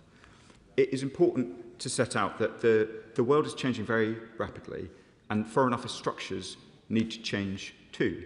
So in relation, whether it is to some of the reports today about the Iran unit or the reports in recent weeks about the IHL assessment cell, responsibility lies with ministers to ensure that we are properly served both on advice about Iran and advice about international humanitarian law. I still get that advice. It is true that there do need to be some changes in the structure of the Foreign Office. Since I was in the Foreign Office in 2015, the headcount in the UK, this is counting both departments, has increased by 40% over a decade. That seems to me something we need to address. I spent a great deal of my career overseas. That is where I would like to see the majority of the diplomatic service if we possibly can. And so we do need to make changes. But I want to be clear, there is no unit, not the Iran unit and not the IHL cell, which is being targeted. It's my responsibility to ensure I'm properly advised on both of those questions, and I am. The things referred to this morning, Madam Deputy Speaker, refer to an offer to all staff that they can take part in voluntary redundancy if they would like to. It was not specific to the Iran unit, who do incredibly important work. I was with them this morning, and I'd like to assure the House that I, the Foreign Secretary, and the rest of government continue to be excellently served by the officials of the Foreign Office. Andy MacDonald. Thank you, Madam Deputy Speaker. This week we've seen 2 Israeli ministers already sanctioned by this government act with impunity. Ben-Gvir assaulting and mocking humanitarian aid activists, and Smotrich saying the Palestinian Authority will get a war, and ordering the ethnic cleansing and apartheid act of the village of Khan al-Ahmar as part of the illegal development of the E1 corridor, a village visited by myself and many colleagues, including the Right Honourable friends, the members for Doncaster North and Ilford North. So as co-chair of the Britain-Palestine APPG, I asked the Minister, does he agree that our diplomacy and our limited sanctions approach are not working to arrest the ongoing genocide? And will he set out what steps he will take with government colleagues to escalate pressure through resourcing the enforcement of the criminal law, including the application of the Proceeds of Crime Act, through updating the overseas business risk guidance, and through ensuring regulatory bodies are advising their members in relation to the continued illegal trade in settlement goods and services? I know my honourable friend is deeply committed to these issues. He's raised a number of important points about further steps that the British government might take. I'm not in a position to go beyond what I've said in the statement at the moment, other than to reassure him that particularly in relation both to the village that he mentions, which I know has been visited by a large number of members, not just on our benches, but right across the House, that he is absolutely right to say that further development of the E1 settlement would be a hugely damaging step towards a two-state solution, and we will treat any further moves in that direction with the seriousness that they deserve. David Mundell. Thank you, Madam Deputy Speaker. And obviously the trade agreement with the GCC is welcome, but why does the Minister think that it's possible to reach a trade agreement with the GCC but not to influence its members to take a more positive role in resolving the issues in Yemen, Sudan and elsewhere? Because they have a key role to play in these disputes, and I know that he takes a very specific issue in Yemen. So what further can he do to make, for example, the United Arab Emirates play a more positive role there and elsewhere? Minister. Madam Deputy Speaker, I'm grateful to the honourable gentleman for giving me an opportunity to touch briefly on Yemen. Events there remain dire. We continue to see famine right across the country. The behaviour of the Houthis is not in the interest of the Yemeni people. We, of course, have regular and fruitful discussions with all of our partners in the GCC about Yemen, about Sudan, about a whole range of international crises facing us, and will continue to do so. Alan Gellan. Thank you, Madam Deputy Speaker. Can I thank the Minister for his statement? I'm proud to be part of a Labour government that took the historic decision to recognise the state of Palestine. But the prospect of a single unified Palestinian state is now under enormous pressure from the expansion of illegal settlements. Does the Minister agree that anyone who wishes to have a just and lasting peace in the Middle East must oppose settlement expansion? Madam Deputy Speaker, it is a great pleasure to answer a question from my honourable friend, not least given he was himself a distinguished member of the diplomatic service, and he is absolutely right. Wendy Chamberlain. Madam Deputy Speaker, my constituent Antonis Varadis is a much valued and loved professor at the University of St Andrews, and he is one of a number of British citizens who have been detained by the Israeli authorities in international waters and taken to Israel for processing. I've been in touch with his family, friends, colleagues and students in recent days, and they are all deeply concerned about how he will be treated and when he will be released. And the video that members have already referred to seems to confirm their worst fears. So although I'm pleased to see reports of the Israeli embassy being summoned to meet the FCDO, and I'm grateful for confirmation from the Minister about the expected processing and release, can I ask, were the actual cause of the Sumud flotilla raised in the meeting with the Israeli chargé d'affaires? We need to see those aid routes reopened, and we need to see aid coming into Gaza under UN oversight. Minister. Madam Deputy Speaker, they were, as they have been in every engagement with the Israeli government since the signature of the 20-point plan. It is vital that aid gets in at the scale and in the manner envisaged under the 20-point plan. Melanie Ward. Thank you, Madam Deputy Speaker. And firstly, let me commend the government's action on Iran. It's doing the right thing where others in this chamber would have led us down a different and dangerous path. Let me say that I agree with the Minister's words on Palestine and Lebanon, but we are long past the point for words being anything like enough. I served in Hebron as a human rights observer 13 years ago, and what the Minister described as happening there today was happening then. I too have visited Khan al-Ahmar, which the Israeli government now wishes to wipe off the map. Experts say Israel is committing genocide in Gaza and working to ethnically cleanse the West Bank. They've passed a law to hang Palestinians.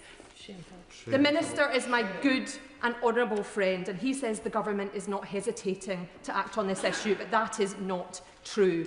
Unfortunately, for far too long, we have had a hesitancy to take further meaningful action. Where are the comprehensive sanctions on the people committing these human rights violations and holding up aid from entering Gaza? Why do we not have a ban on settlement trade yet? And why have we not yet banned British charities who are funnelling money to settlements?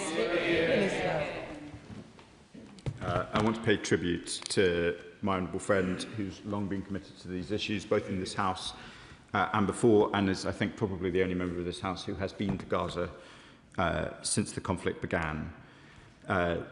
We have taken wave after wave of sanctions action, and I want to reassure her that we treat these issues with the seriousness that they deserve, and I'm sure I will be returning to the House in due course to update her on that. Kit Malthouse. Well, Madam Deputy Speaker, as I'm sure the Minister is realising, we're all a bit fed up with yet another gaslighting statement on Israel and Palestine. There is no ceasefire in Lebanon. We all see the killings, the double, triple tap killings on a daily basis. As he said himself, the situation in the West Bank is worse than it's ever been, with rampaging gangs kettling Palestinians into the cities, so who knows what will happen to them. And yet we continue to trade with these people and support them. And in Gaza, of course, whether by accident or design, there is no progress whatsoever, and the situation continues to worsen. As the Right Honourable Lady, the Chair of the Select Committee, said, can he not see that when he stands up and says you will not hesitate, we're all thinking that every statement is yet another hesitation in the face of what is an unfolding picture of savagery across the whole region. But I have one specific question for him on the detainees from the flotilla in particular. If that is what Ben Gvir and his henchmen are willing to do to British and European citizens on camera, what does he think they're doing to Palestinians off camera?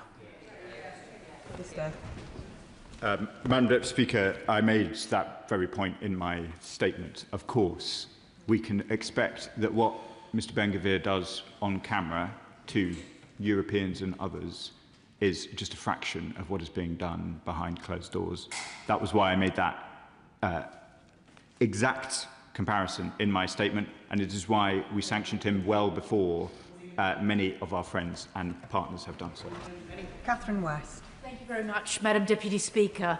My honourable friend will be aware, because I've written to him, that I have a constituency interest in this urgent statement, and I wanted to ask him, first of all, to welcome what's already been done in bringing the Israelis in this morning to discuss with them the concerns both of the government and of this House. But will he also give me reassurance that every single consular, diplomatic